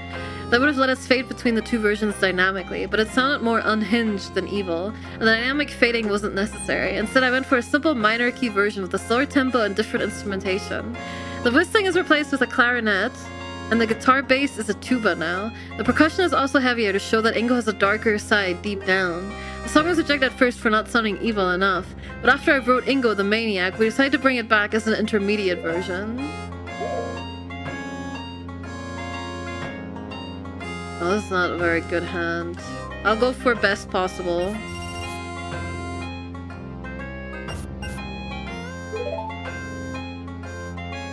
I guess maybe I should have kept the Dragmire. Oh, this is not good. I'm gonna harbor a guess to say that he was something better than a single pair.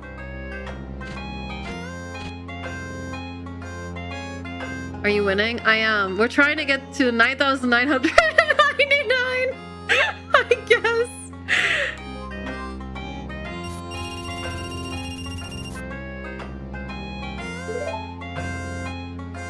I think I already quote-unquote beat it, but apparently there's a secret. Oh my god, I'm so dead. Fuck. Never mind, maybe we won't make it to 9,999. Apparently there's a little Easter egg if you get that high.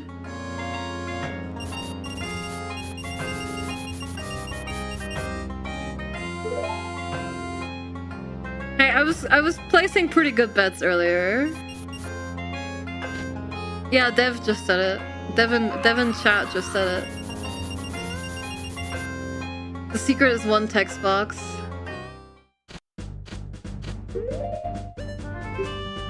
Visualization. Roadrunner handled this track at first but struggled to get it right.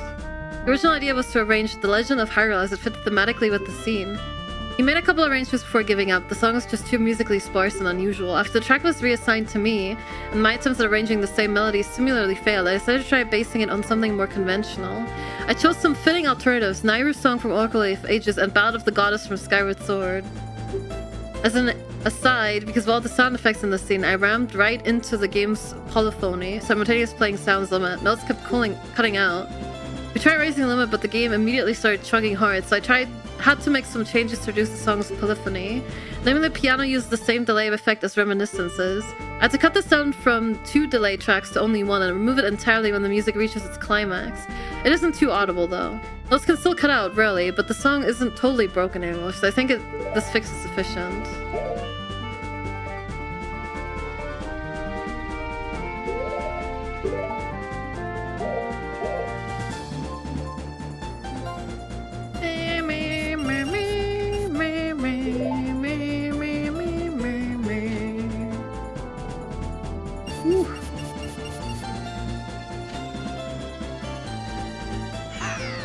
Frig.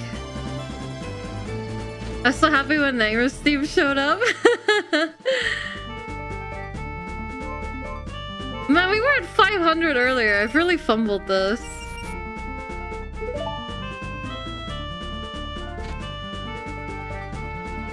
Okay, get tingled. Bet more! Coward.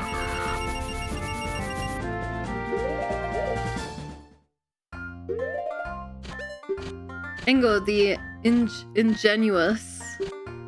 There's a pretty similar arrangement of Ingo's theme from the original game, rearrangement. The whistle sound is nearly imported. We tried several whistle instruments from different synthesizers before choosing this one from the Cork Triton. The whistling captures Ingo's carefree demeanor at this point in the game, maybe even suspiciously carefree. And the cowbell helps tie it to the ranch. It's really nice.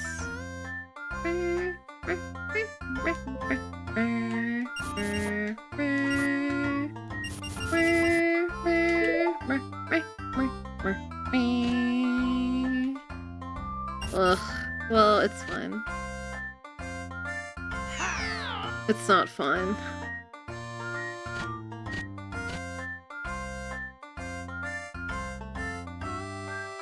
Ah!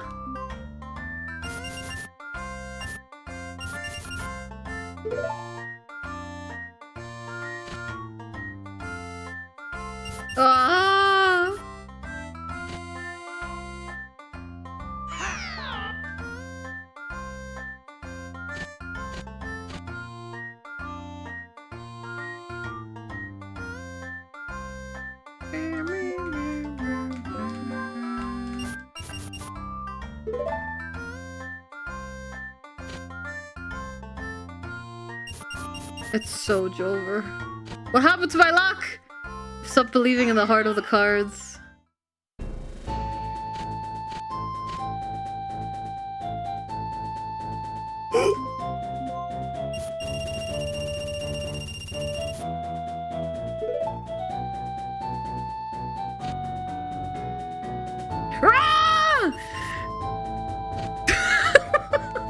Come on! Yes!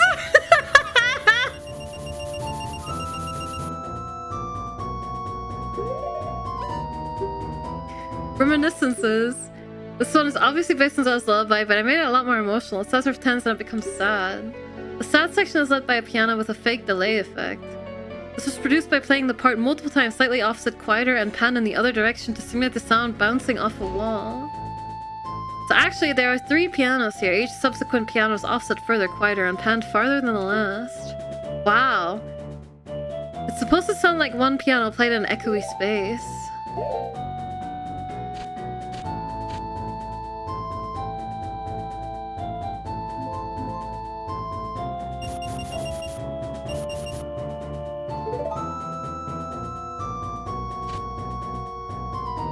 Oh my god. You're not gonna have a better hand than me. That's bullshit. That's what I thought.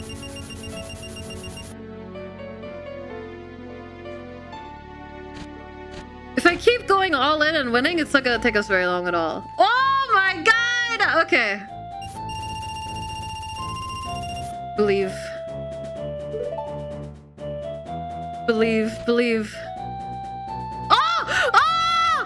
Believe, believe! Oh my god!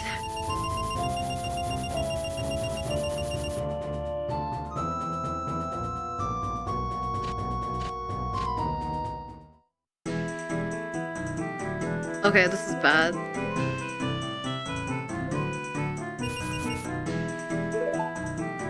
Drag by her sweep.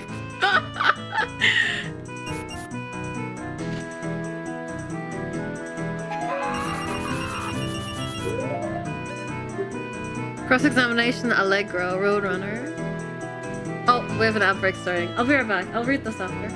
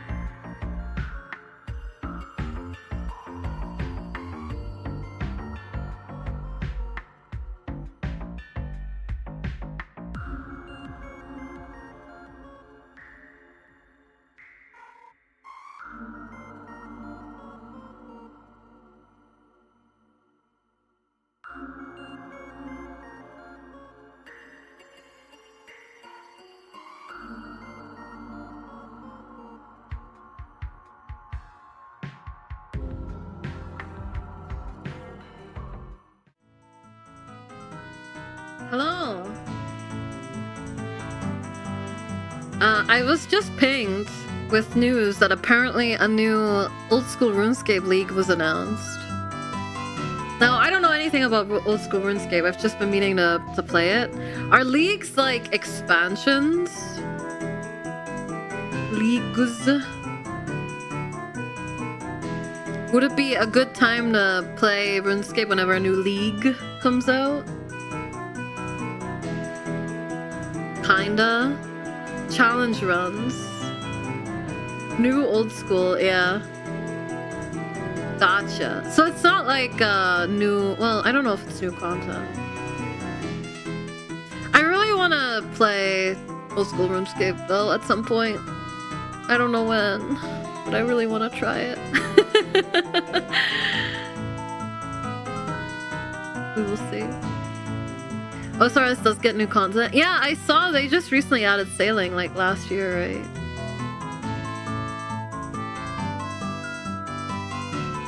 Alright, well, I'll look into it at some point. I think I want to play it soon. I mean, if we're finishing... But I really want to play Ape Escape too. Well, we'll see.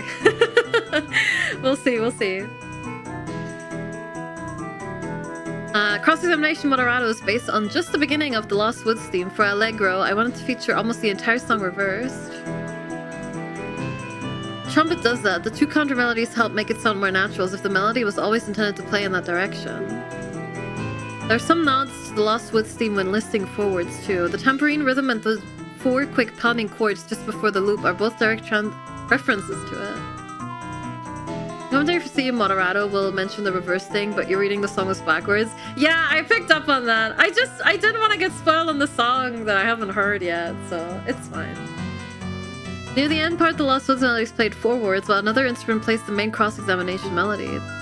That means the same melody is briefly played in 2 directions at once. Wow, that's so cool!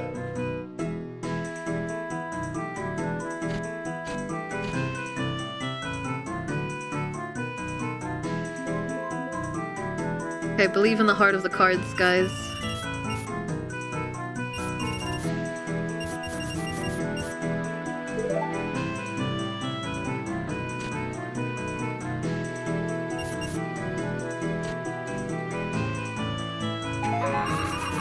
Nice.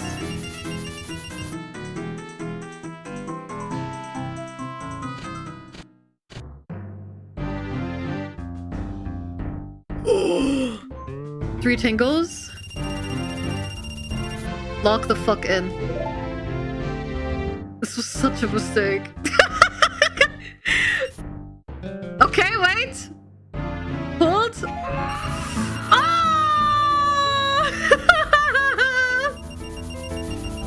We're so back. We are actually so back.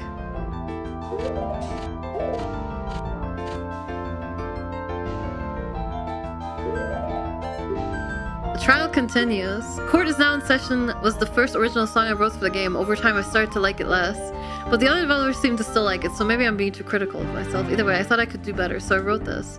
Like, Court is now in session. It's a remix of House. It's hard to tell, but the melody does start with the same notes as House, albeit with different rhythm and key. At the very end is a rendition of the Got a Treasure jingle. I'd like to say there's some deep meaning behind it, but I just thought it'd sound fun. Unfortunately, the way the song works, adding more and more instruments over time, made it hard to include here for technical reasons. I wanted to play it on top of the other instruments, but I didn't realize how close it gets to the game's polyphony limit. Putting the 2 songs on top of each other, I blew way past that limit, which made notes start to cut each other off. I did what I could to lower the number of notes without changing the sound too much, but it's still not perfect, sadly. I hope it doesn't bother you too much. The Sonic version available from our website at least includes all the notes, since there are no limits there. Anyways, once the theme was finished, the others raised concern that it might sound too dark for the start of a trial. So in the end, we decided to keep both of them and use this one for the second half when the trial gets more serious. I love it! What do you mean? It's so good. Like, all of the music has been so amazing. Maybe another replay of Ocarina? No, we're just finishing up the herooflaw romhack. We're checking out all the extras right now. It's a draw. Oh. Come on, give me Dragmires or Tingles. Not great. We're in the business of finishing games. This week is the week of finishing games, except for Pikmin and Xenoblade, which we're only just starting, really. Oh my god! Okay, thank god I didn't bet much. Sheesh.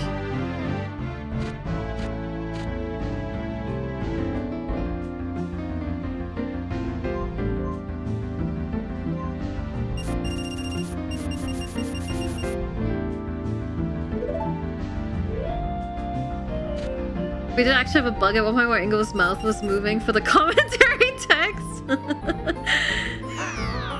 Oh man.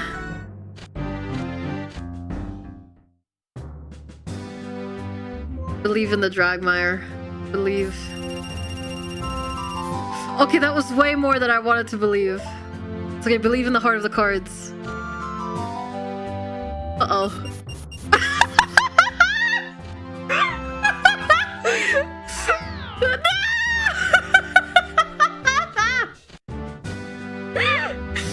It's okay.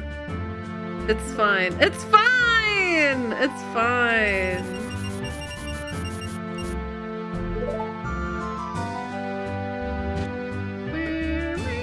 Oh,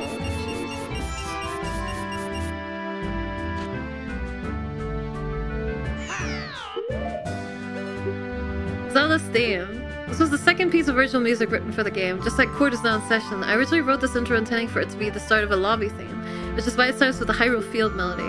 After some discussion, we decided to make it Zelda's theme instead, so I continued the song by adding Zelda's Lullaby as the main melody. At the end of the song, I even managed to layer both melodies together in a way that sounds nice. We want our version of Princess Zelda to be regal, but also somewhat immature, and I think the final arrangement captures that contrast well. It does! It does! I love all the music in this so much. Okay, Tingle.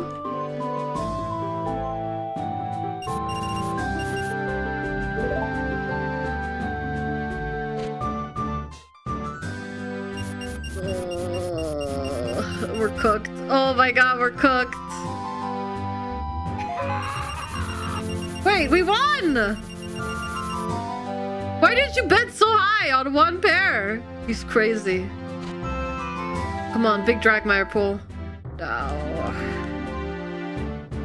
I stepped away for a second and Myra halved her money. Don't worry about it.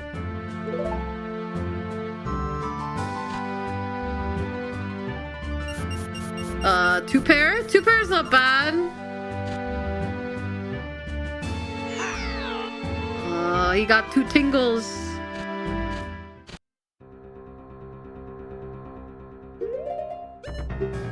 Suspense.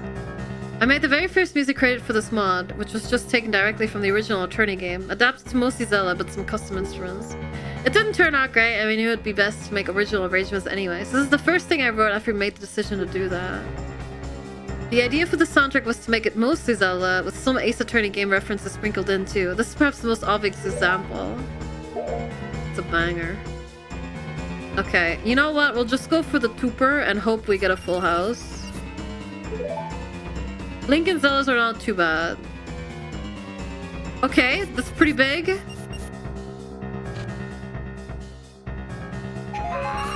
Nice.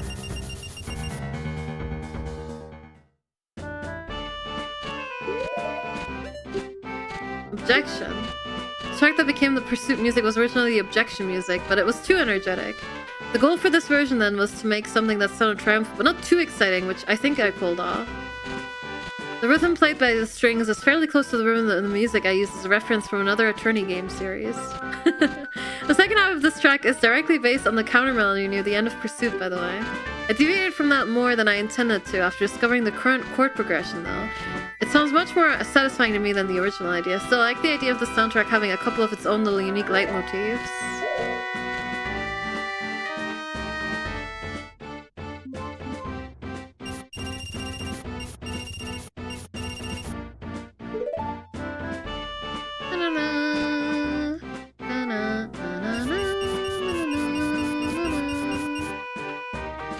Uh-oh.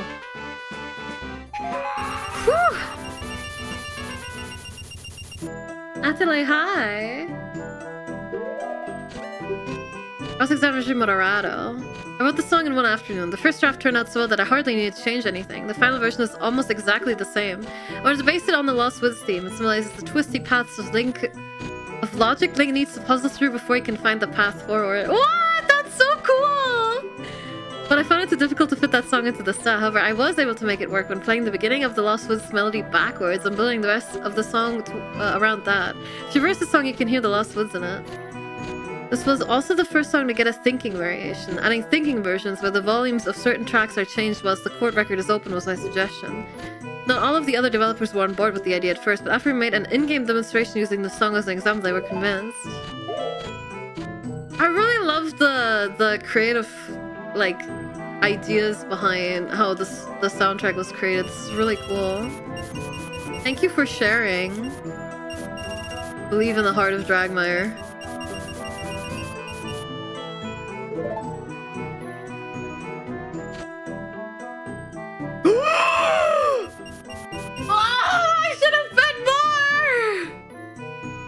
Eat shit.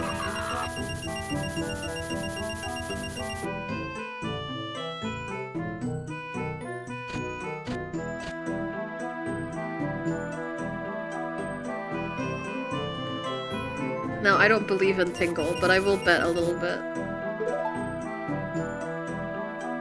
Get him a slam hero. Tuber with Tingle? Maybe it's okay. No.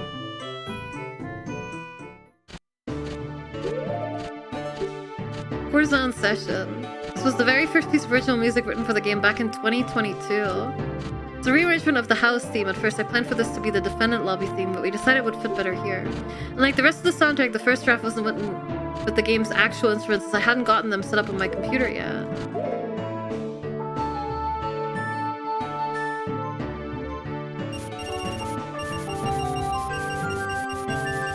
You know what? Keep the tingle. Keep the tingle.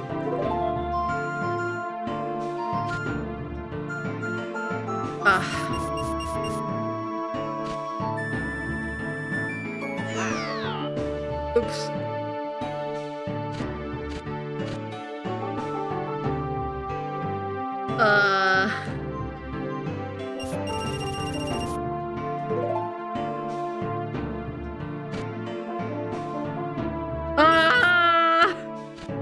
Mary's okay. Mary's hand is worse.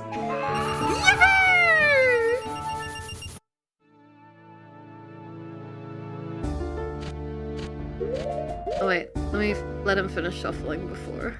Oh my god, what a hand. Hold on, I need to play this first. Go. There's no way he's gonna have a better hand than this.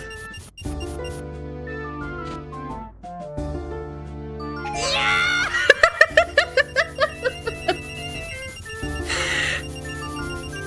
Good. Defendant lobby. My first few attempts at writing a defendant lobby theme sounded too bright, so I went for a darker tone with this one. I really love this theme. It's perfect. First it was actually too dark though, with a loud piano bass and a choir singing the chords above it. I thought it sounded more like Death Row than a lobby. Oh. Right, we already read this. Okay, sweet. I remember now. Okay, are we gonna actually lock in and try to get the money? It's gonna take me ages though. Unless I start getting really lucky.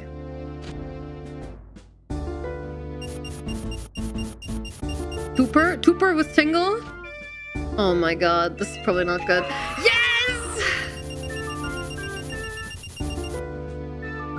You only need 3 big wins. I know, but I'm gonna lose it all.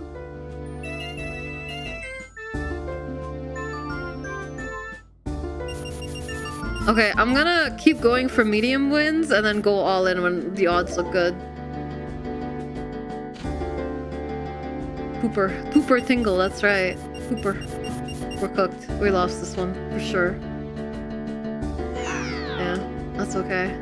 Come on! Come on! Okay, Zelda's not bad. I think we'll go for it. Not all in, but...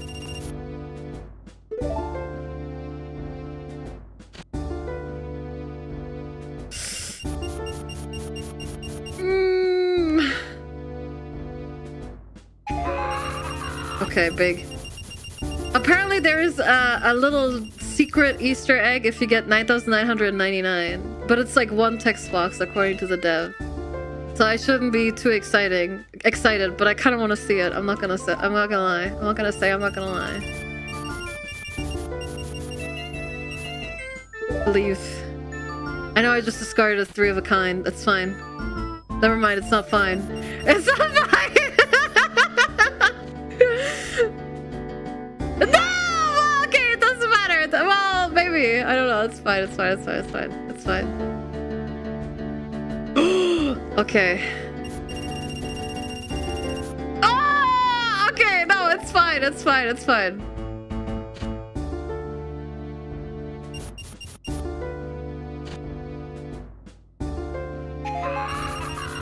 Big money, big money, big money. Big money.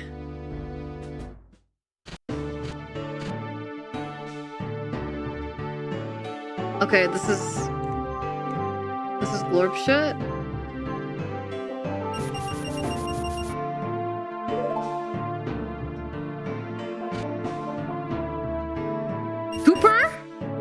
Tooper? Crap. Well, thank God I didn't bet much. Come on!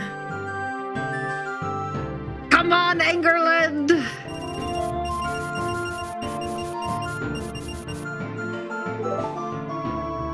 Single Tooper always fails, yeah. Oh no. Well, maybe he drew vert. Mods changed the category to gambling and slots. Absolutely not. Okay, go in. Go. Do I just go all in? I think I'm just gonna go all in.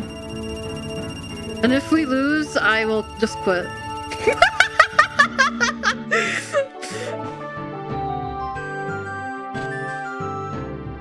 Oh! Okay, come on. There's no way we lose this. Yeah, that's what I thought. Money!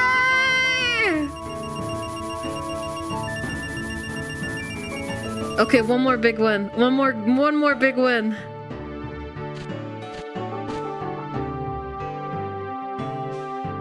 Okay, Tingle Tooper always fails, so small bet. Oh, maybe Tingle Full House?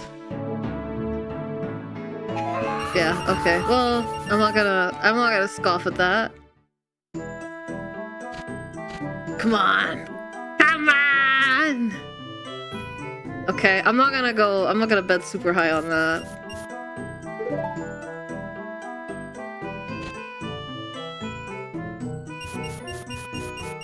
Okay, good. Yeah, whatever. No one cares about 6 rupees.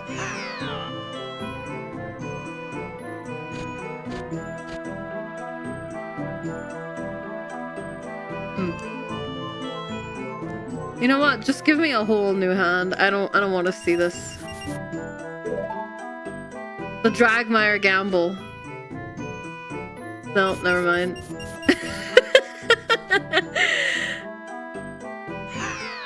That's fine.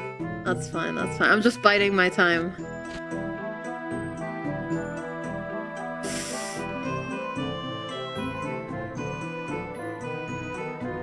Version 1.0 of this always capped your bets to 5 rupees, making 9,999 extremely hard to get. Oh god. Yeah, if I was always capped to 5, I don't think I would have bothered with this.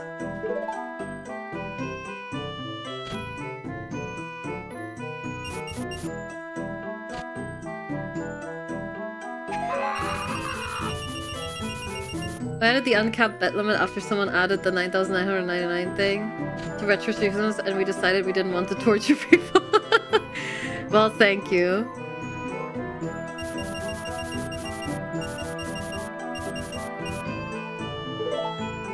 I should really look into retro achievements at some point. I still haven't, like, set it up or anything. Oh, I won. Shouldn't this have been a draw? Maybe because I got Tingle and Zelda on this side?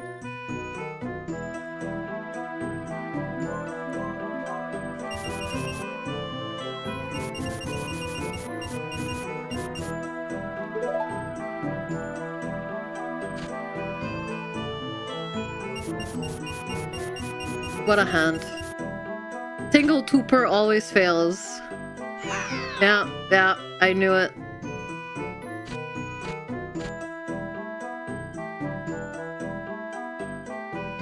Oh, man.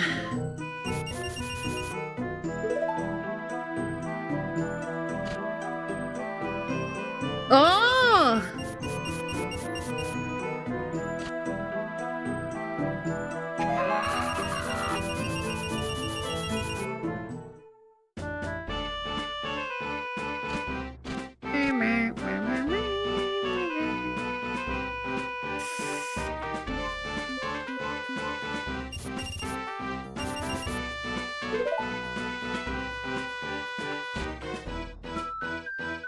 Okay, wait.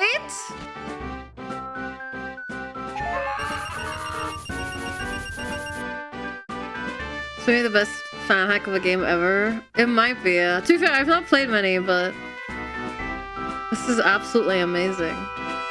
Okay, go for the tingle. Go for the tingle.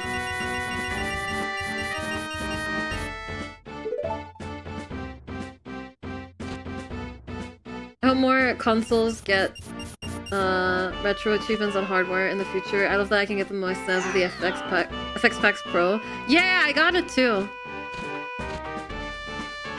But I haven't looked into setting it up. I don't know. I'm worried that if I'm playing a game for the first time, I'll like spoil it looking at the achievements or focus too much on the achievements, I guess. I mean, it's usually fine with modern games, but I'm just paranoid.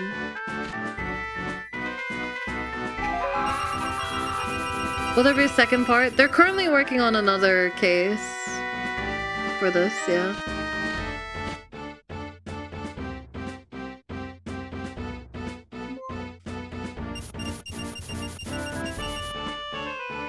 I know Tingle Tooper always fails, but we have 15 rupees, not too bad.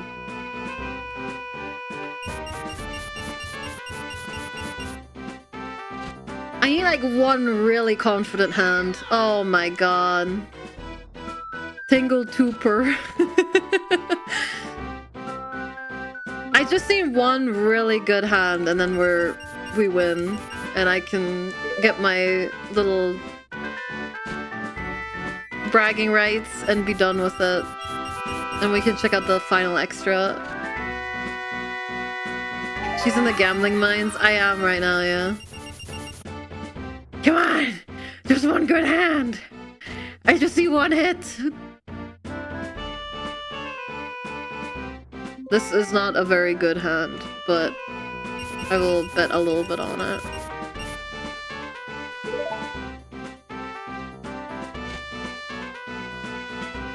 Sheesh!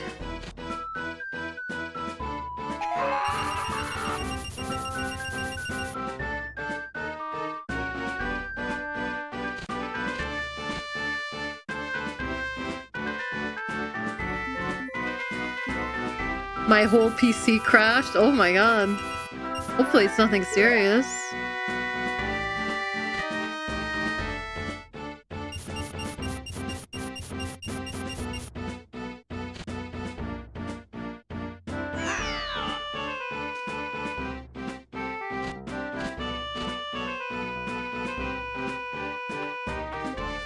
Don't trust a Tingle Tooper. It's not worth it.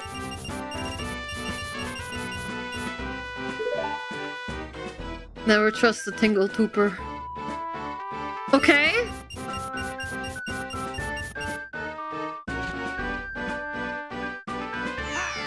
Fuck me.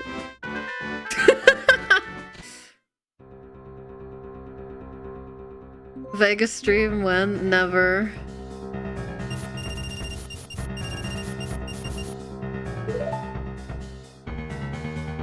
When you get to 9,999, you should immediately go out and gamble and blow all your life savings. My life savings are currently my model savings. Ah, come on!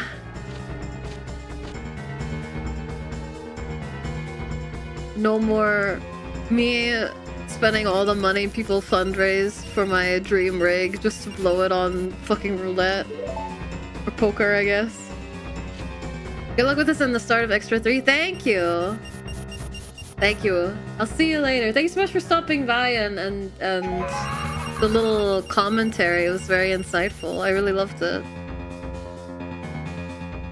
If you win, you could have 2 model rigs. Oh my god, you're right. I think winning at a casino is like the worst thing that could happen to you. Gambling, honestly. Like, getting made a lifetime customer at a casino fucking could be life-ruining. Well, it probably is life-ruining for most, isn't it? Don't trust the tingle tuber. Well, there isn't even a tuber. Don't trust the tingle pair, but I'm getting desperate. I'm due for a good hand. Okay, tingle 3 of a kind, 3 of a tingle even. 2 weeks later, so guys, my house exploded. My house exploded because I gambled too much.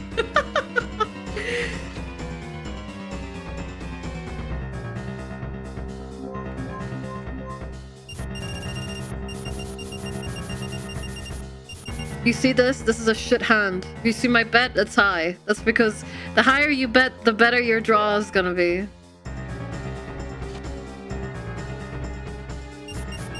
Okay, wait. wait. Hey! Let alone gambling fact, if you win big, the casino basically makes you stay in their hotel because there's been cases of big winners walking outside and getting killed. Holy! Okay, do I? No, I don't go all in on this. This is too risky. I'll go medium in. Medium rare. 100. 100 is fine. 100 is fine.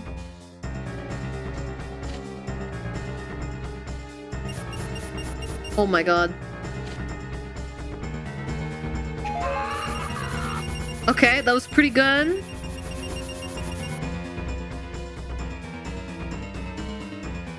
As long as you don't go below 5k, yeah.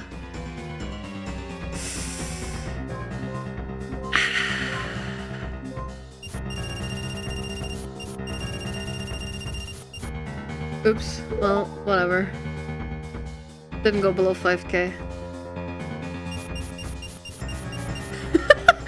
Listen, it scales up so fast! It's fine, guys. It's fine. Here, he's gonna give me the perfect hand right here.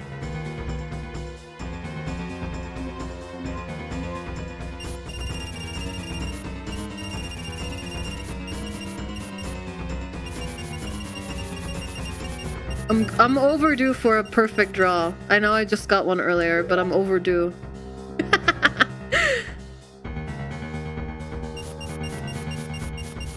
Ah!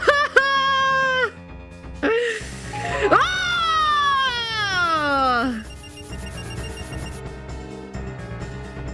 Come on, come on.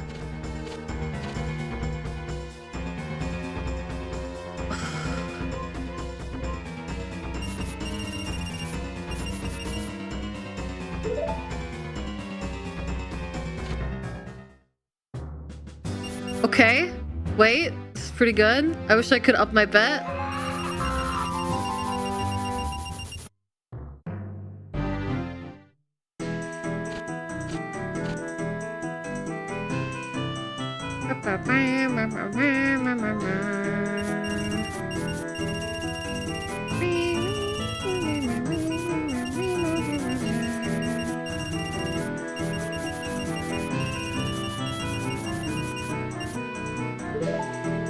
I did the tutorial.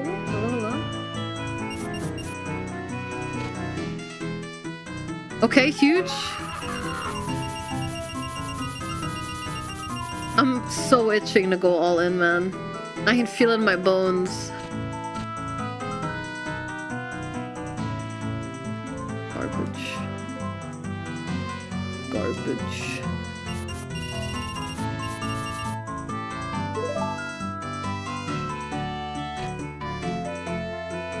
Okay, wait, no, don't trust the Tingle Tooper. See, it never wins! Tingle's the highest rated card! We're highest ranked. Man, this is fucked up. Never trust Tingle.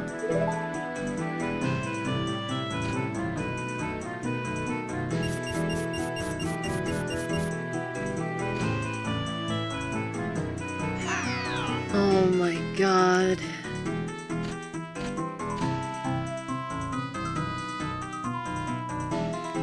At this rate, we're never finishing this.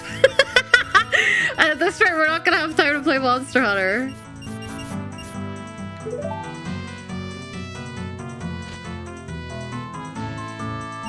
Ah!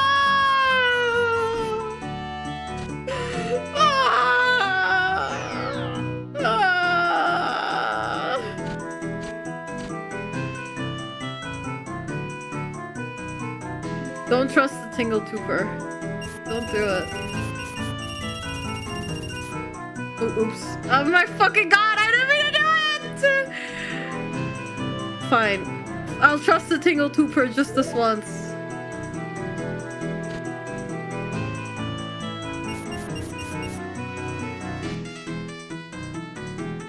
You are fucking with me, man! This is so bad!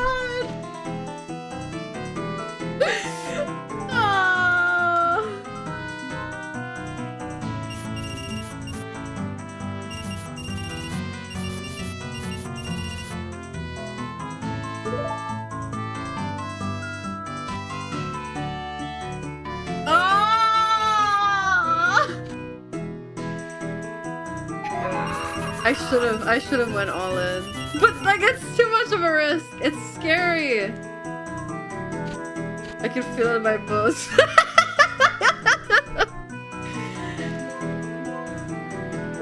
No, I'm not going in here. Because Link is too low rank. I'm not going all in, I mean.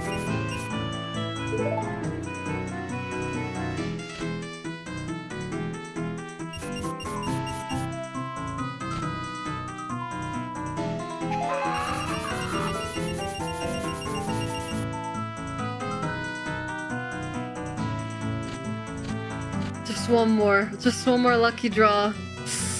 Yes! Eat shit. Eat shit and go! Eat shit!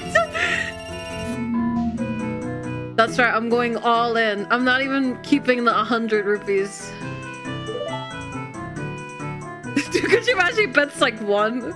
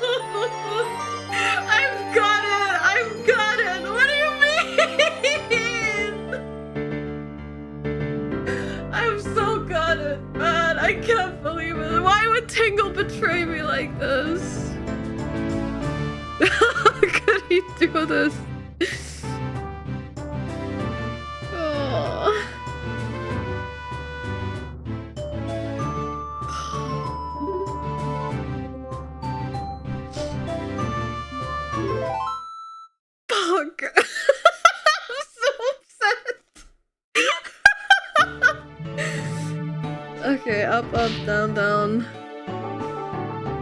Left, right, B. Up, up, down, down, left, right, B. Ah!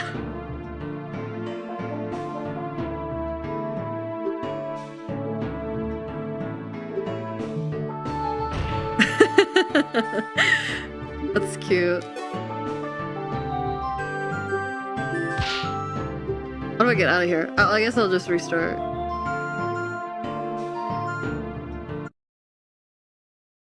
I'm so upset.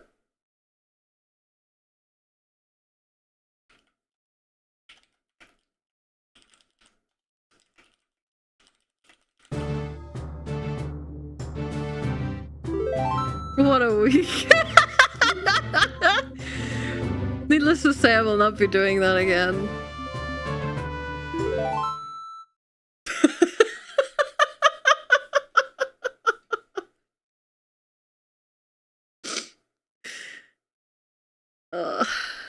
This case contains spoilers for The Legend of Zelda Link's Awakening. Oh shit. First through the story will overwrite your current progress to the main story of herooflaw. This case works best if Link is a thief in your Legend of Zelda Link's Awakening save file.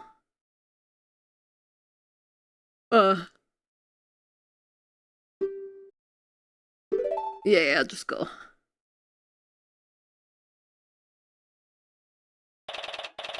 June 6th, 2 a.m., Hyrule Grand Court, courtroom number 7.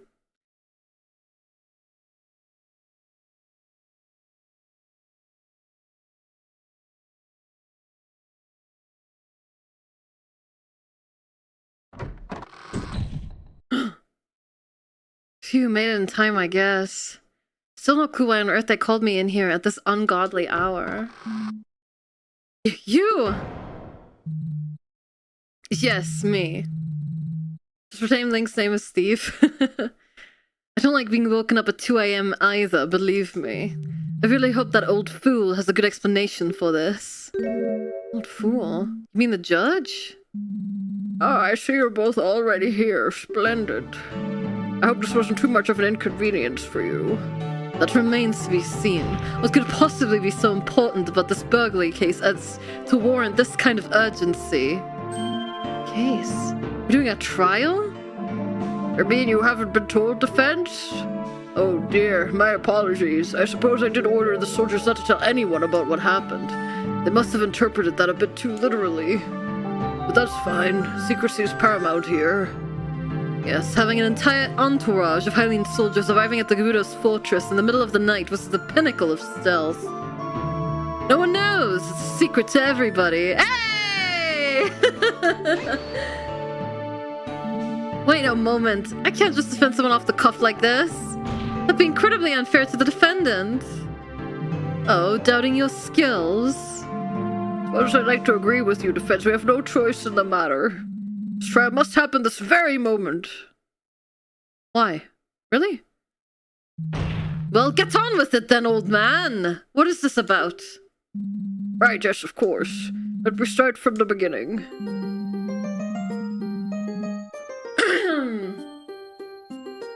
Let me take a sip.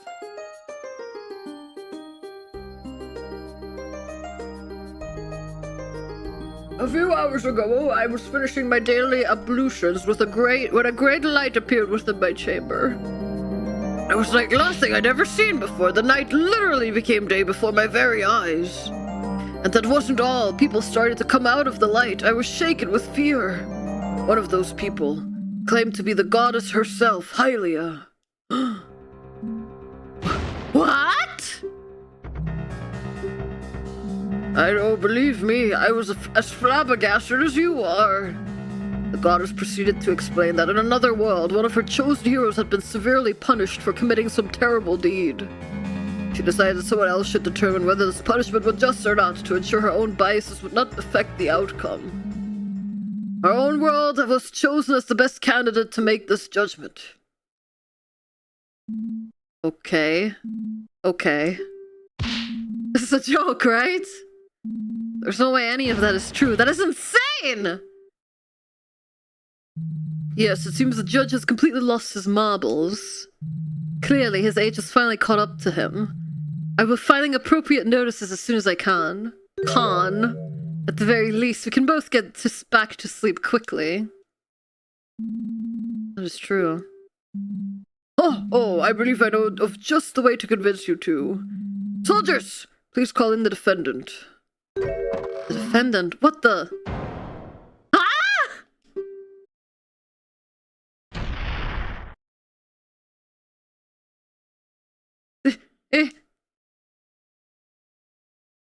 Defense.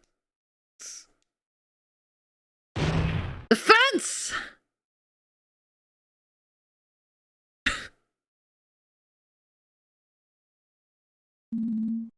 What's happened? We don't have time to watch you pass out. Get yourself together. Alright, that's what happened. Well, Defense, are you convinced now? I guess I can't deny it, can I? That's definitely me. Younger, wilder perhaps, but sure enough. I guess so. Excellent. In that case, let us formally begin. This court is now in session for the trial of the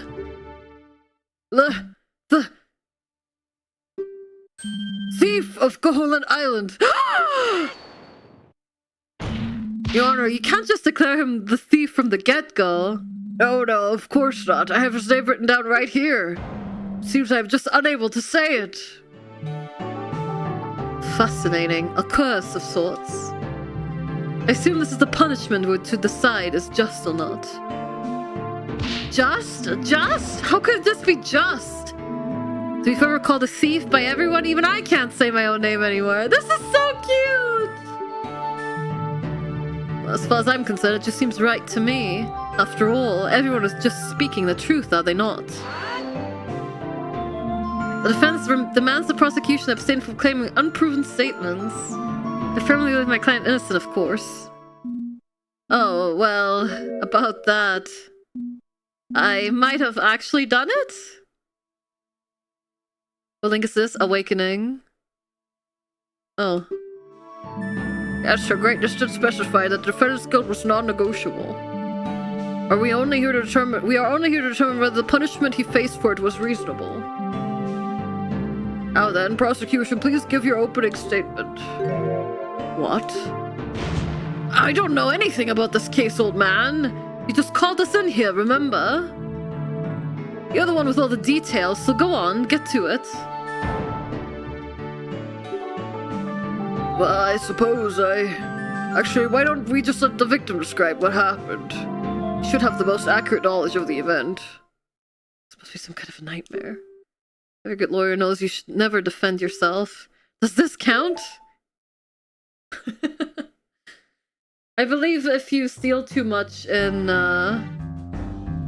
Link's Awakening, your file gets renamed to Thief. Alright, who are you then?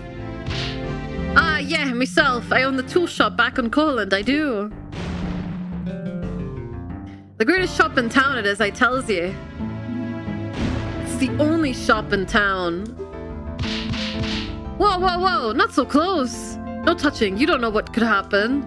The world could implode. I don't think the goddess would allow this whole thing if it were a real possibility. Just wonder if it's the only shop. There's no better, in this world or the next. I've seen anyone complaining. Yes, whatever. Now tell us what happened. How did you let yourself get swindled so easily? Aye, I'll say it all. Just you watch me.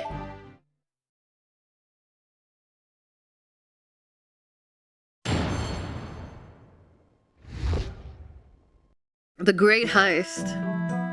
It was just a normal day. I was tending to my cash register. Then suddenly this kid bursts in, a green blur, I tells you. He grabs the nearest thing and runs behind meself. So I turn round. But he ain't there anymore. So I turn back to the entrance. Ay caramba, he's gone! Nowhere to be seen, I tells you. Can't afford me wares going for free, you know? They're already cheap as possible, why I oughta... Well, I suppose he did already pay the ultimate price.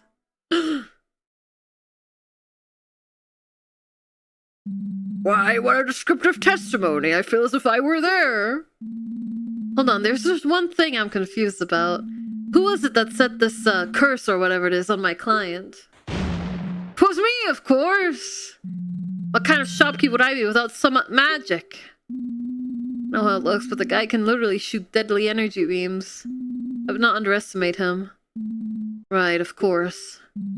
Without further ado, please proceed with the cross-examination defense.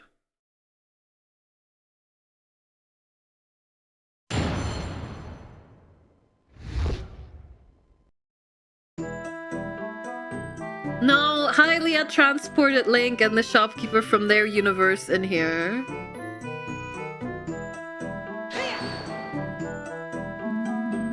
You get many customers at your store on regular days like this, witness. Nah, can't say I do. Small town, you know? Besides, I think lately people have been spending their money at that blasted Trini game. Oh, that four-eyed scoundrel running such an eyesore. Trendy game. It's a crane game that's also in town. 10 rupees per game. It's pretty easy to win.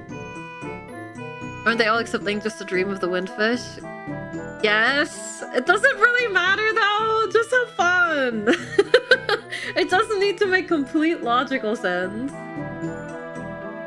There's something wrong with people who prefer to literally gamble on a crane game than buy from this guy. Please continue, witness. And suddenly this kid bursts in. A green blur, I tells you. A blur? Are you sure this was definitely my client? I swear on me mum. Couldn't be anyone else. Small town, you know? I know everyone there. No one else wears weird green dresses. Hey, this is my finest tunic. Fail to see how this matters in any case. Have you forgotten that your doppelganger's guilt has already been established, defense? Forgotten? No, but I wish I could. Grabs the nearest in and runs behind myself. What is that was stolen? What is that was stolen anyway? Why does that matter?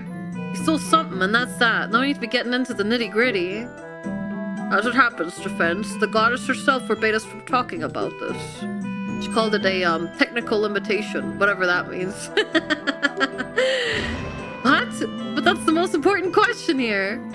If it was something cheap, surely we can agree this punishment is too severe? It is what it is. I must ask you to drop the sign of questioning. It's ridiculous. Boy, don't look so glum, chum. Here you go. This is a flyer with all my wares. That should give you an idea of what it might have been. Ugh, well, it's something at least. What accepts this flyer to evidence? Now then, witness, please continue. So I turn around.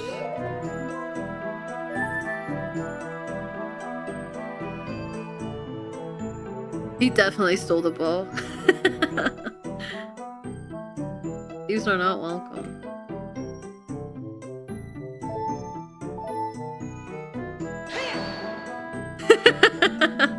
Praise could just really go behind the counter like that?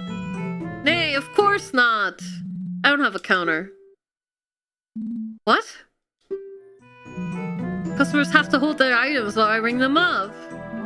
But wouldn't the register have to be on a counter or something similar? Well, yeah, I suppose, but it's only big enough for me register, not for any products too. That's what I meant. I see. You got a problem? Who are you to criticize me interior decor? Best have as little extra fluff as possible. Keeps the customer's eye on the wares, you see? Well, I can't deny there's some logic to that. But he ain't there anymore. Aye! Actually, that reminds me. Noticed that the wall behind me was starting to get moldy. The stray thought distracted me for just a split second, you see. Is this all a joke? Some kind of skit? So I turned back to the entrance. Let me guess. He wasn't there either. As I live, the slimy rope. Ay caramba, he's gone! Nowhere to be seen, I tells ya. Your establishment doesn't exactly have the tightest security, does it? Bah! Never needed any. Everyone in town trusts everyone else. Everyone was shocked when I told them. I tells ya, shocked. I can't afford me wares going for free, you know? They're already cheap as possible, why I oughta.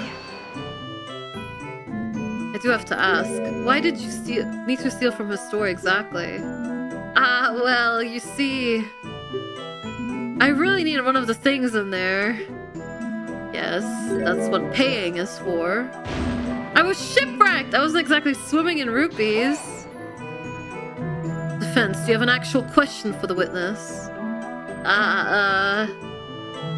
Then let us move on. Continue, shopkeeper. Well, I suppose he did already pay the ultimate price. What does that mean? Oh, that's right! This guy literally killed me when I went back into the store. What? You know, if you're going to make up a lie, at least make it believable. It's not a lie, it's true! How are you here then? I don't know, it got undone somehow. One moment I'm getting fried and then poof! I'm back at the doorstep and that guy's just smiling at me creepily. Surely death is enough of a punishment for theft? This all sounds very hard to believe, defendant. Well, what did the witness mean by the ultimate price, then? Why, I just meant the curse I said on him, didn't I? Yes, that was it. Perfectly sensible. Okay, I'm starting to get goosebumps, but surely that is all there is to it? Well, that's quite the testimony. If you say so, you're the lawyer here. Whatever that means. Wait, are you saying there are no lawyers in your world at all? I don't think there are. How weird, I can't imagine how that would even work. Anyway, best to stay on track. I don't have much to work with here, so I should keep pressing for more details.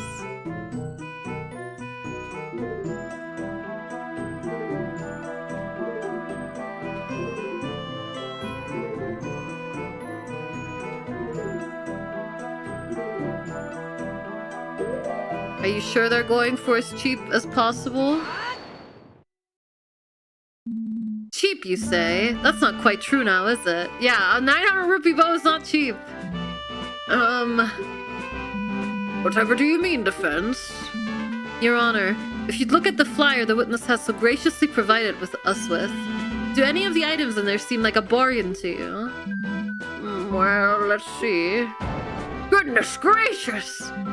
980 rupees for a simple bow. Why, that's more than I get paid in... Now wait just a bloomin' second. All the villagers be happy with me shop. No one's ever complained, you know? Is that so, witness? Tell me, how many customers do you get each day? That's not important at all because of the blast training game. Tell me folks prefer to play with that stupid crane. I will agree that the prices are a bit inflated. So what? What do you mean, so what? My other self needed to survive someone. The prices were entirely unreasonable. I was shipwrecked. It would have taken me months to get that kind of money. Yes. Given a survival scenario, I suppose this explains the defendant's motive at the very least. Indeed, he didn't just steal out of malice or with profit in mind. It was a life or death situation. Life or death, you say? Tell me, which one of the items listed in that flyer is necessary for survival precisely? Well, for instance...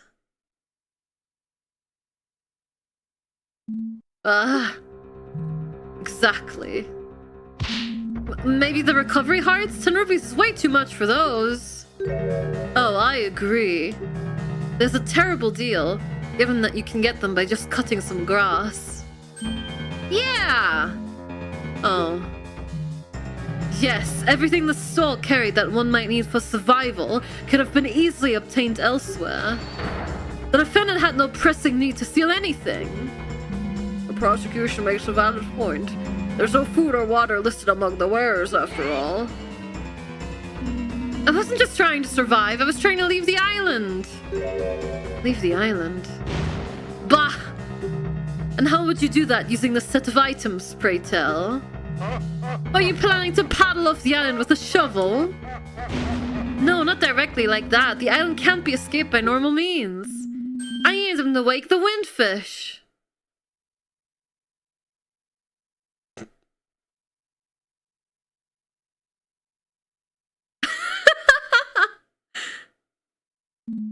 What? Okay, we need to run an ad break real quick. I'll be right back, guys.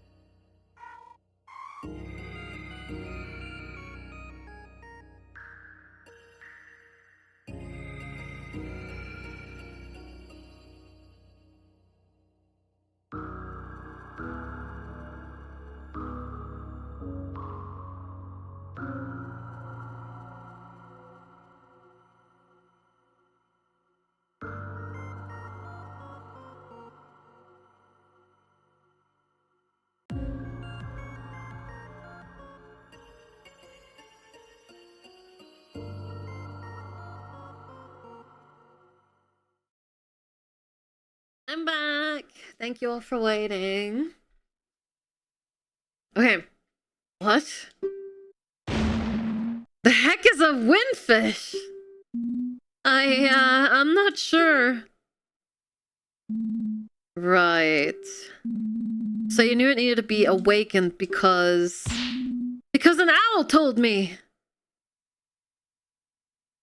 No, that makes sense.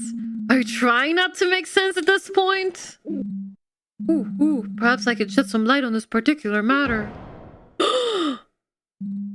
I drove! Is that a talking owl? Felt like I was needed, and so I came. Would be wise not to scoff at what your counterpart is telling you. So you mean... Yes, of course. Everything the brave young lad has said is true. He's on a special quest, and Koholin's no regular island at all. If you allow me, I can explain everything. Hoo-hoo. Oh, thank the goddesses. Finally, someone will actually explain something.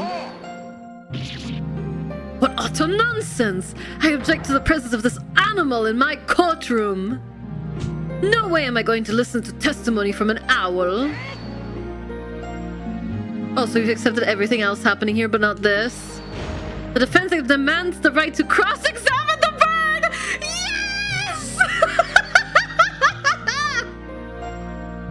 Yes! It's just like Ace Attorney 1!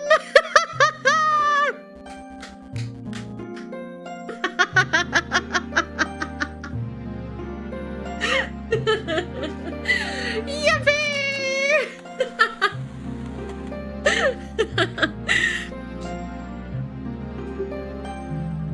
All the boneheaded, stupid... Order! Allow me to share my opinion on this matter. Given the situation at hand, I see nothing wrong with allowing a bird to testify, unusual as it may be. Mr. Owl, please tell us all we need to know about the nature of Koholint Island. That made me so happy. Hoot. Koholint's very existence, its very essence, hoot. It is tied to the windfish's slumber. As long as the windfish sleeps, the island cannot be escaped. It's like a terrible nightmare.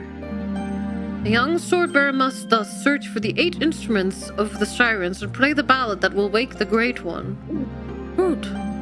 With the instruments all united, the windfish's slumber shall come to an end, and so shall Koholint. Hey, Pixel. Hello. That didn't explain anything either. Ha! Just like I said, listening to this bird was a waste of time. Perhaps that was not as clear as I had hoped. Do forgive me, over-mystifying is a bit of an occupational hazard for our kind. What occupation? Professional owl? Please, if you have questions, I will happily answer. Hoot, hoot. Well, the witness seems to be all but begging to be cross-examined. Friends, please go right ahead. As he'd hooped. I'm glad you picked up on what I said.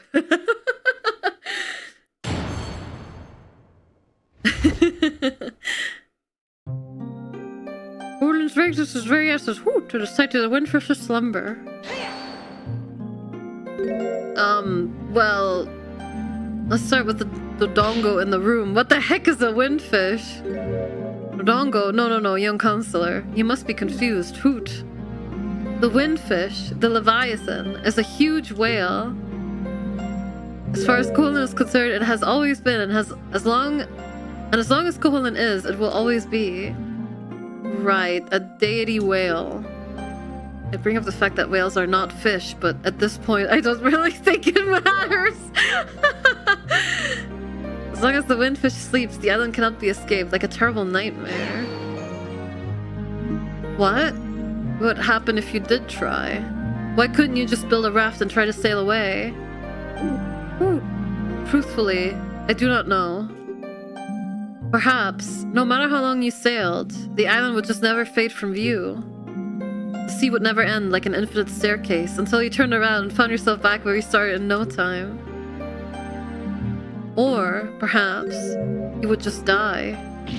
Yikes! That's a possibility? I admit, I thought about trying that a few times. There's but one way to escape.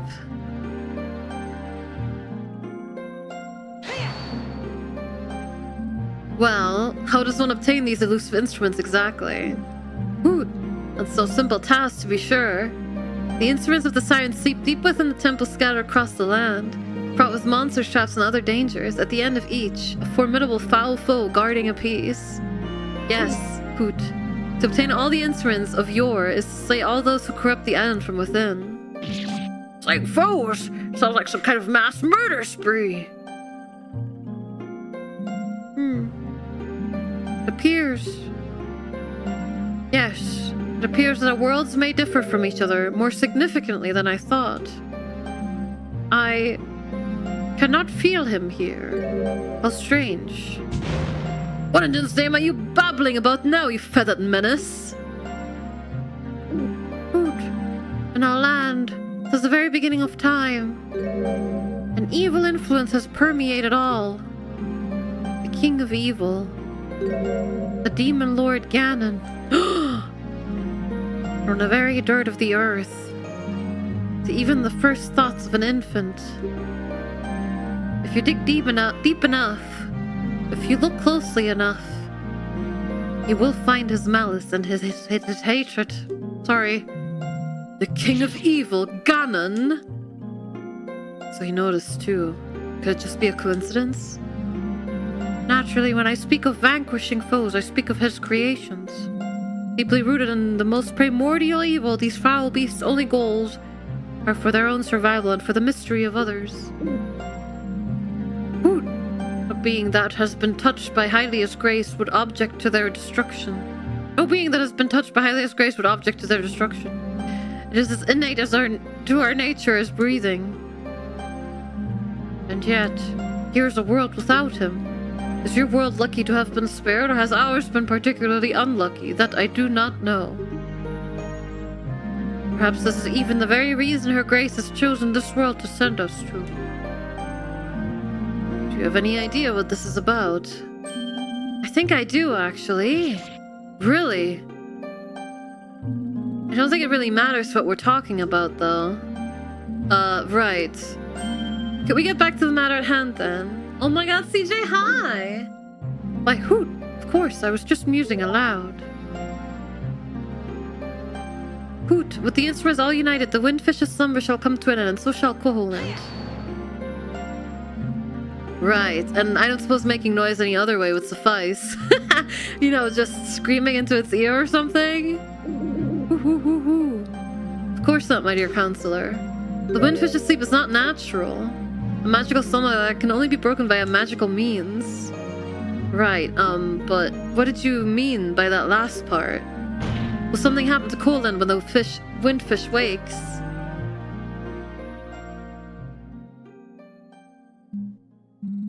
Koholint Island is a magical place born from the windfish's slumber. Once the Leviathan awakens, the magic keeping Koholint in place will dissipate. You mean... Hoot, of course. When the windfish wakes, Koholint will disappear, and nary a sight shall remain. What? Did you know about this? Well, truth be told, I suspected. Ah, clever lad, Hoot.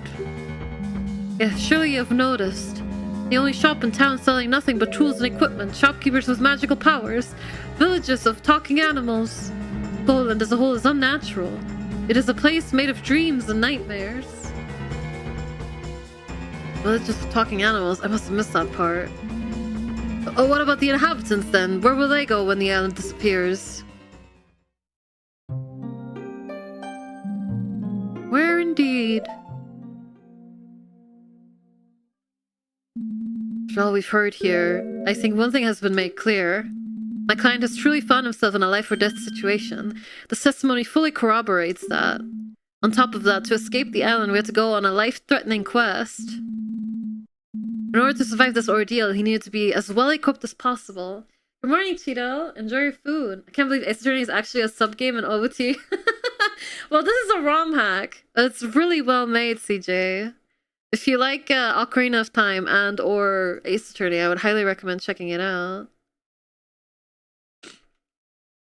And the only way to get the needed equipment was from the store, which was charging exorbitant prices. These are all clear mitigating factors. And with that in mind, the defense asserts that his punishment is far too severe. Indeed. This does paint the defendant in a more positive light. It appears the theft might have been necessary given her situation. Yes, that was easier than I thought. It's still early enough to go back to sleep. That always used to annoy me a little, but it's really come to my rescue this time, hasn't it? We're only here to help, lad. I feel there is no need to further prolong this trial. While this court does not condone the defendant's act in and of itself, I do not believe that he has been punished too harshly for it. And so this court finds the defendant... Old man, surely you don't mean to tell me that you've woken me in the dead of night just to make a farce out of this trial? Uzumaki, hi. Farce, but Mr. Dragmire, the defense has just presented a rather compelling argument.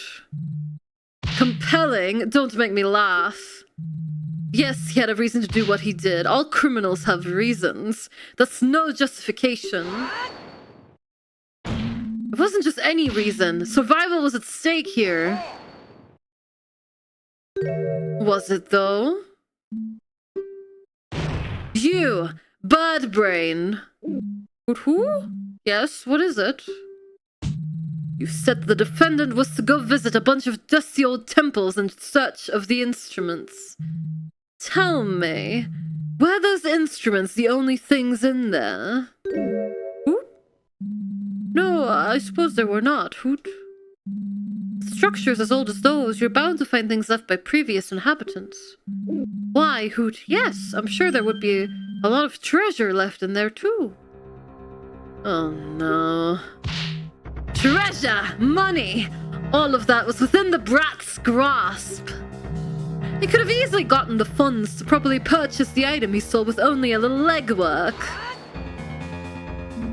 Wait a moment, it wouldn't be that easy.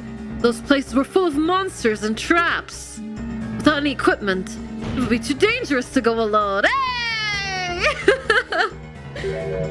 How quickly you've forgotten, Defense. Try to recall this flying menace's words from just a few moments ago. Young Swordbearer must thus search for the 8 instruments of the sirens to play the ballad that will wake the Great One. Ah! A little kleptomaniac had a perfectly good sword with him. He wasn't barehanded at all. No, all he was looking for was some kind of easy shortcut out of his predicament. Or maybe the little snake just wants to keep all the treasure for himself. How dare you! I'm not some greedy treasure hoarder! Either way, the defendant might not have had a reason for his theft. But I'd say that reason was likely nothing but selfishness. Selfishness, even.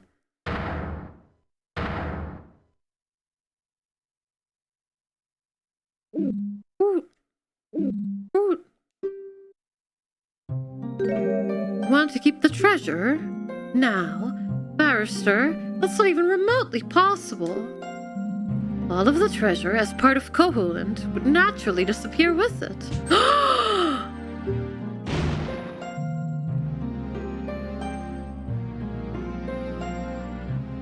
Bah, that doesn't mean anything. The twat might not have known that. Oh, come on, just admit you're wrong.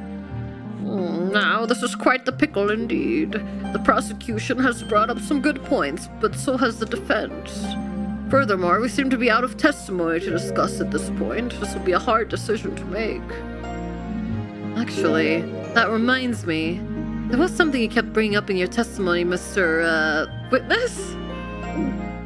Ooh, yes, what is it? You often mention that Colin is like a dream or a nightmare. How literal is that? What are you going on about now? Of course it's... Oh no, it very much is. What? Ooh. I thought that point was clear. My apologies. Koholint only exists within a dream. We are in a dream right now, too, in fact. Oh my, this whole trial isn't real?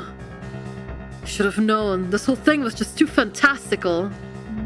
Well then, now that we've made that clear, I'm just gonna go and wake up if you don't mind.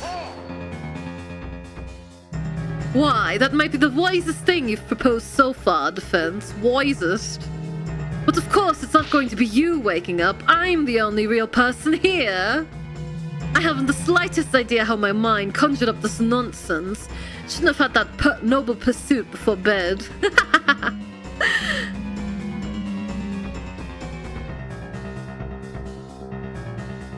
Oh, I suppose it would be the first time I've dreamt of the courtroom. It's never been quite this vivid, but I guess this old man is still quite the active imagination. Meanwhile, my imagine's being a bit overactive right now, I guess. I haven't even had any noble pursuits.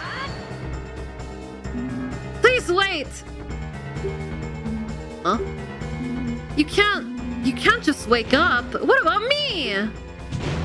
What about you? You're clearly just an invention of my mind, brat. But hey, you want a resolution? No problem. Judge, declare guilty verdict right now. Prosecutor Dragmire, I refuse to hand down a faulty verdict even in my dreams. No, this wouldn't do. I will just have to wake up now. Here goes.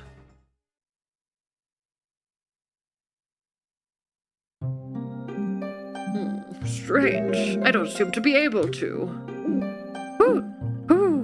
If I may interject, I've said that this is a dream, yes, but why would that mean that nothing here is real? Oh, be quiet, you pile of feathers! I banish you from my dream! Begone!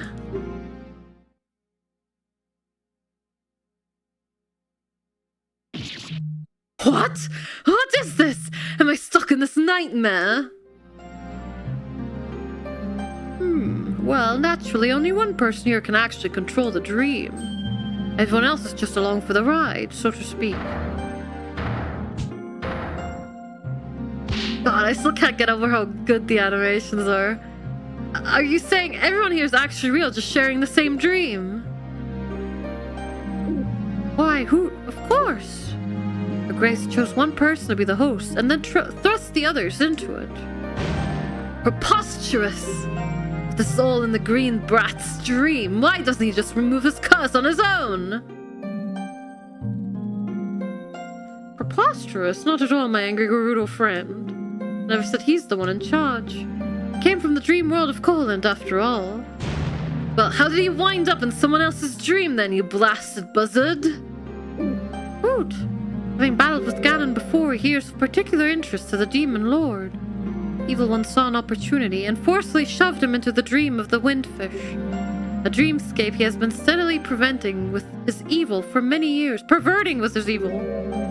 He infested it with his own creations and twisted it into a dangerous place and imprisoned its creator within. As a result, that is also why our green-clad friend cannot wake up normal. But this world is free of Ganon. Whoever the host of this dream is, could indeed just wake. Although I cannot imagine the goddess Hylia would be very thrilled with that conclusion, having made all that effort to bring her chosen hero here. You've been on Como for 15 years, we're trying something new. Please solve this Ace Attorney case! How do you know all this? Hoot. Why, isn't it obvious? I myself am part of the Windfish's spirit. I could not just stand idly by when Hylia's own champion was dealt such a bad hand.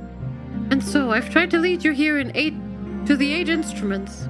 And I've reached out to Hylia for help with this predicament. I can hardly believe it.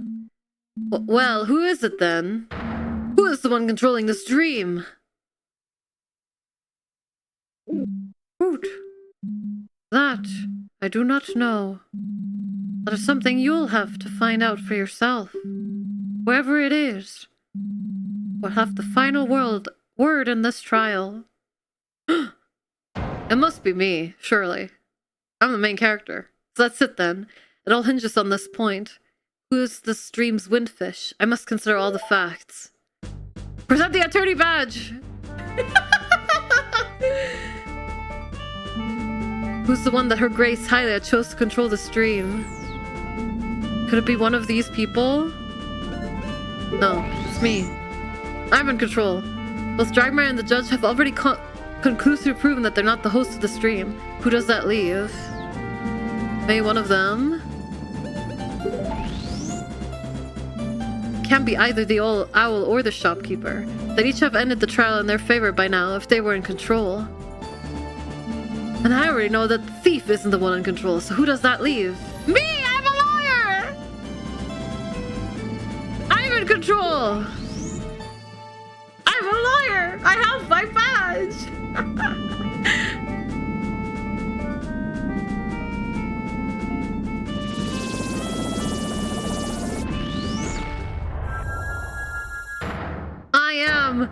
streams! Windfish!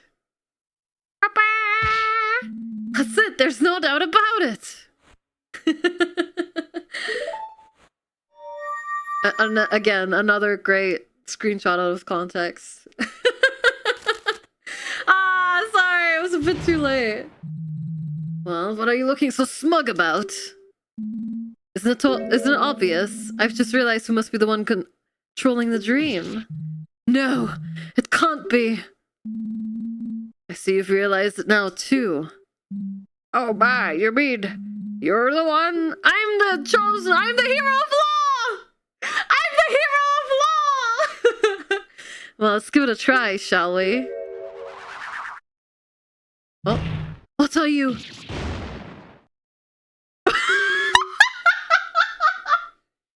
Get exploded, idiots! Hello, everyone. Yeah, now the stream's getting good. Marin? Cute!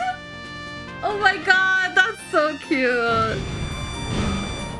Friends, what did you do to Prosecutor Dragmire? Nothing bad, of course. I just ejected him out of here. He's probably waking rather abruptly right now. I decided it'd be nicer to have someone more pleasant to deal with on the opposing side. Prosecution's nothing more to add. The defendant's totally innocent. I won't stand for this. You can't just give yourself an easier opponent. Make his gavel disappear. Or gavel or whatever. Gavel, gavel. That's a shame. Wait, who will give the verdict now?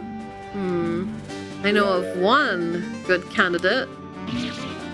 Huh? Well, I see no reason to prolong this trial. Will the defendant please step up to the stand? Is this really okay? I thought the goddess wanted a fair trial. Actually, she requested no such thing. What? The way the judge put it, the only stipulation was that someone else decide your fate. To decide that someone else should determine whether this punishment was just or not, to ensure her own biases would not affect the outcome. At no point did she specify how the decision should be made, or how many people should be making it. That still feels like cheating. Well, there's one easy way to find out if it's allowed or not. This court finds the defendant...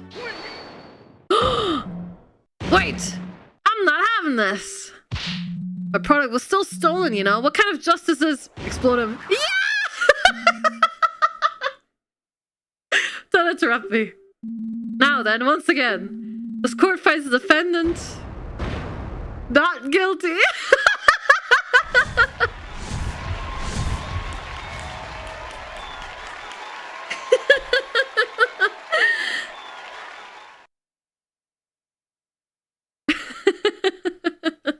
Remove the thief moniker from the same... Oh, that's so cool! Yeah, sure. Yeah, whatever. Wait, that's so awesome. So let's see, your name is Link. Oh, it's the same. Of course our names are the same.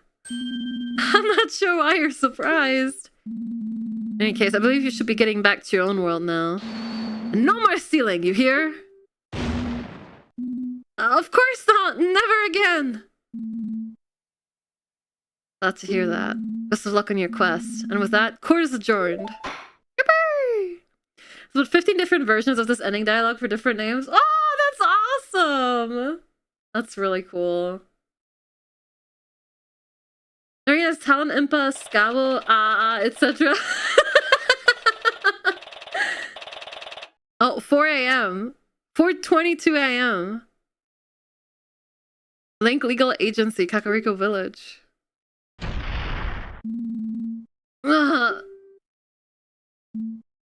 What? Where? The office? That's right, I stayed to catch up on work. I guess I must have fallen asleep reading the case files. Man, what a crazy dream, though. What? What was it about again? It is this Breath of the Wild house, isn't it? If you're playing Link's Awakening the X and you have the blue or red tunic, that's reflected in on the character model. Whoa, that's so much work! That's insane. Thomas, thank you for the 3 stream streak earlier. I'm sorry I missed it. And Biken for the 270 stream streak. Thank you, thank you. Windbreaker, thank you for the 15 stream streak. Space for the 130 stream streak. Glove for the 75 stream streak. Thank you, thank you. And Playing on Adele, thank you for the 5 stream streak. Thank you, thank you. Sorry, I didn't go over the streaks earlier, but I really appreciate the support. Thank you, thank you. It also knows if you stole him more than once and whether the shopkeeper has killed you before or not, and his testimony changes. Oh my god! That's so crazy! Holy shit. I was in court and then... darn, it's gone already. Can't remember a single thing. Oh well. The end. That was such a cute extra! What the heck? I loved it.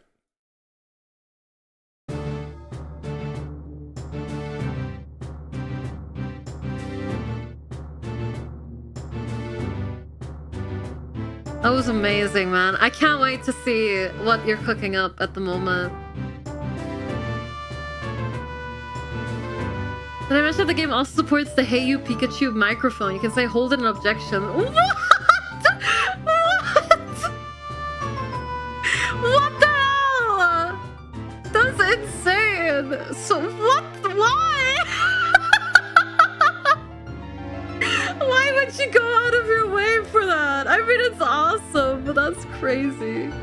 Also supports the Rumble Pack and the N64 mouse. I didn't even know there was an N64 mouse. What? Anyway. 10 out of 10. This was so cute. Thank you for putting this together. This brought me so much joy. Like, genuinely. This was amazing. Again, I can't wait to see more.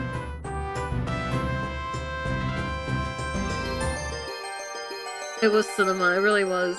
Especially when I beat that gambling minigame, right guys?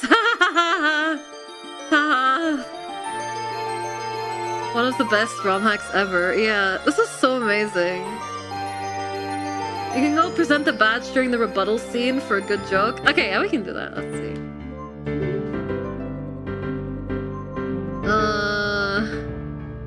There we go, rebuttal.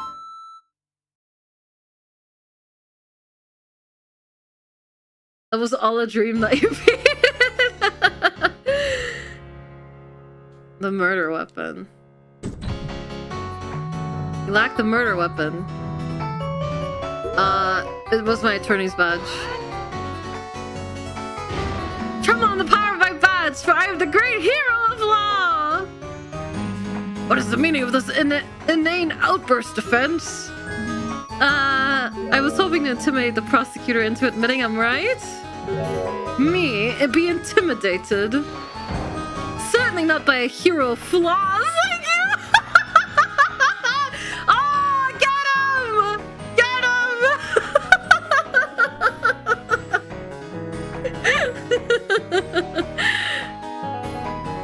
That's so cute. Yeah, I probably deserve that. Just laugh in the background. God, that's so peak. That's so peak. We're like hero of stupid. Oh my god. Oh.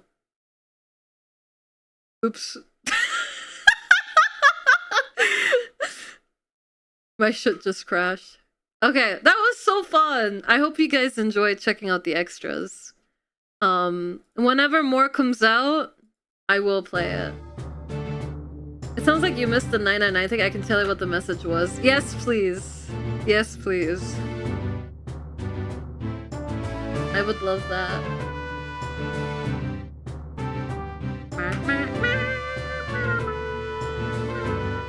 Congratulations, you got enough money to pay bail! Nice! And then it sends you back to the title screen. Ah, that's cute. That's cute. Someone show you the clip? Hold on. I'll post the clip.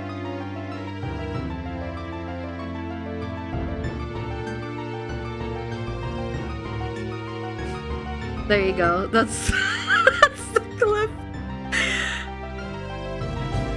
Myra got to the point that says screen.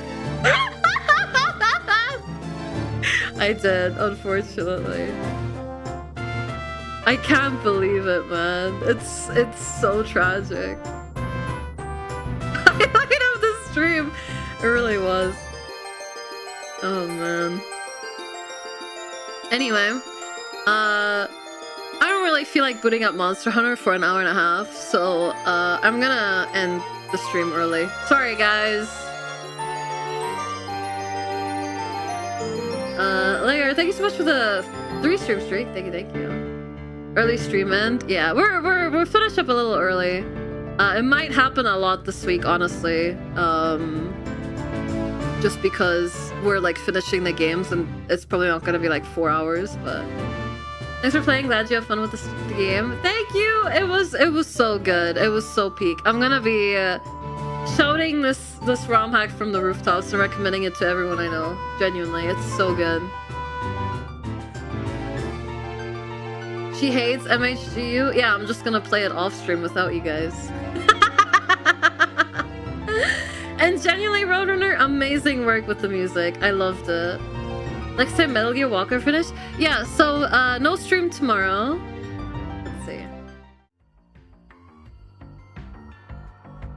So no stream tomorrow. I'm gonna be taking tomorrow off. We will be on Discord in the evening. We're gonna start watching the anime Wotakoi. I think it's called Love is Hard for an Otaku in English. If you want to come join us.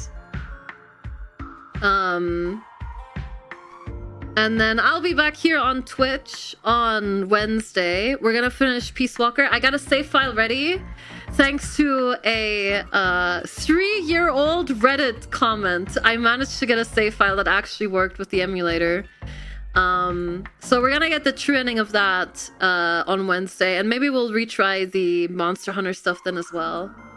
And I'm super excited to finish up Peace Walker. Very glad that I was able to get the save file and not have to do the grinding, because I just really didn't feel like it at the moment. On Thursday, we're also going to be finishing off Ape Escape's true ending. So we'll be finishing games this week. We're finishing games, guys. We still have like, I think like 20 or something more monkeys to go, and then obviously whatever the actual ending is. So that will be on Thursday. On Friday, we're gonna continue Pikmin 2. I really enjoyed our first stream of that the other day. And then on Saturday, we're finally starting Xenoblade Chronicles 3. I might do a longer stream. We'll see on Saturday. I think that would be fun. Also, I'm gonna be using up my leftover discounted sub promotions over Thursday through Saturday. So I'm gonna think up a couple like small sub goals. I'm thinking I'll make one of them ordering food so we can go extra long on Saturday, maybe. So like maybe we'll have like a sub goal for stream longer on Saturday / order food. If something ends up coming up or I'm not feeling well enough to go longer on Saturday, we'll just do a separate long stream for something else. But I was thinking that could be one of the goals. But yeah, nothing like big. I feel bad for having sub goals up. I mean, I know I need to make money for my life. Like, and stuff for my bills and whatnot, and it helps me keep afloat, but I do feel bad having to put up goals so frequently, so I hope you guys understand. It's because we have like the big model expenses coming up, so I can't like, you know, save a whole lot of money at the moment. And I also had to pay taxes recently, so the extra money does help me out a lot at the moment, and I hope you guys understand. So we have a couple small sub goals up just to make use of the discount, but it's really not going to be anything big. So yeah, that's the schedule for the week. I hope you guys are excited. Yeah, next stream will be on Wednesday, not Tuesday. Thank you so much everyone for coming. I hope you enjoyed herooflaw. It was really good. Do recommend it to your streamer friends if you have any streamer friends that like Zelda. Maybe you can nudge them to play it. I think they would enjoy it. See you tomorrow for Attack Anime on Discord. That's right. If you want to join our Discord server to be notified whenever I'll be live next, or just to hang out and watch some anime, check it out. You might enjoy your time there. We have a fairly active community. We also have some community gaming up. We have a Hytale server going. We play some Monster Hunter at times together. It's all very fun. Okay. Sorry for not streaming as long today, but I'm tired. I'm tired from reading. Okay.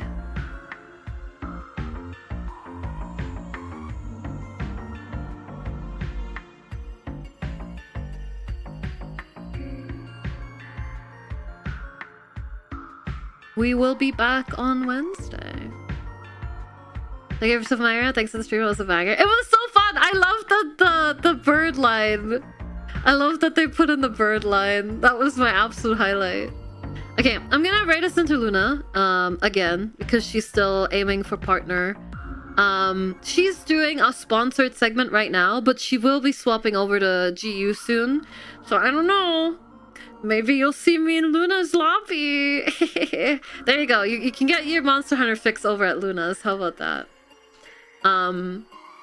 If you are interested, maybe check out her sponsor link. I think she'll earn extra if you sign up with the link.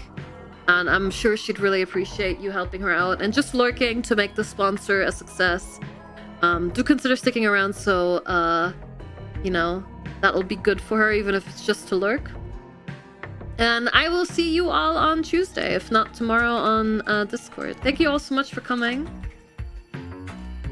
Join with G-Rank gear into Luna's lobby to get roasted by Myra live. Yeah, don't do that.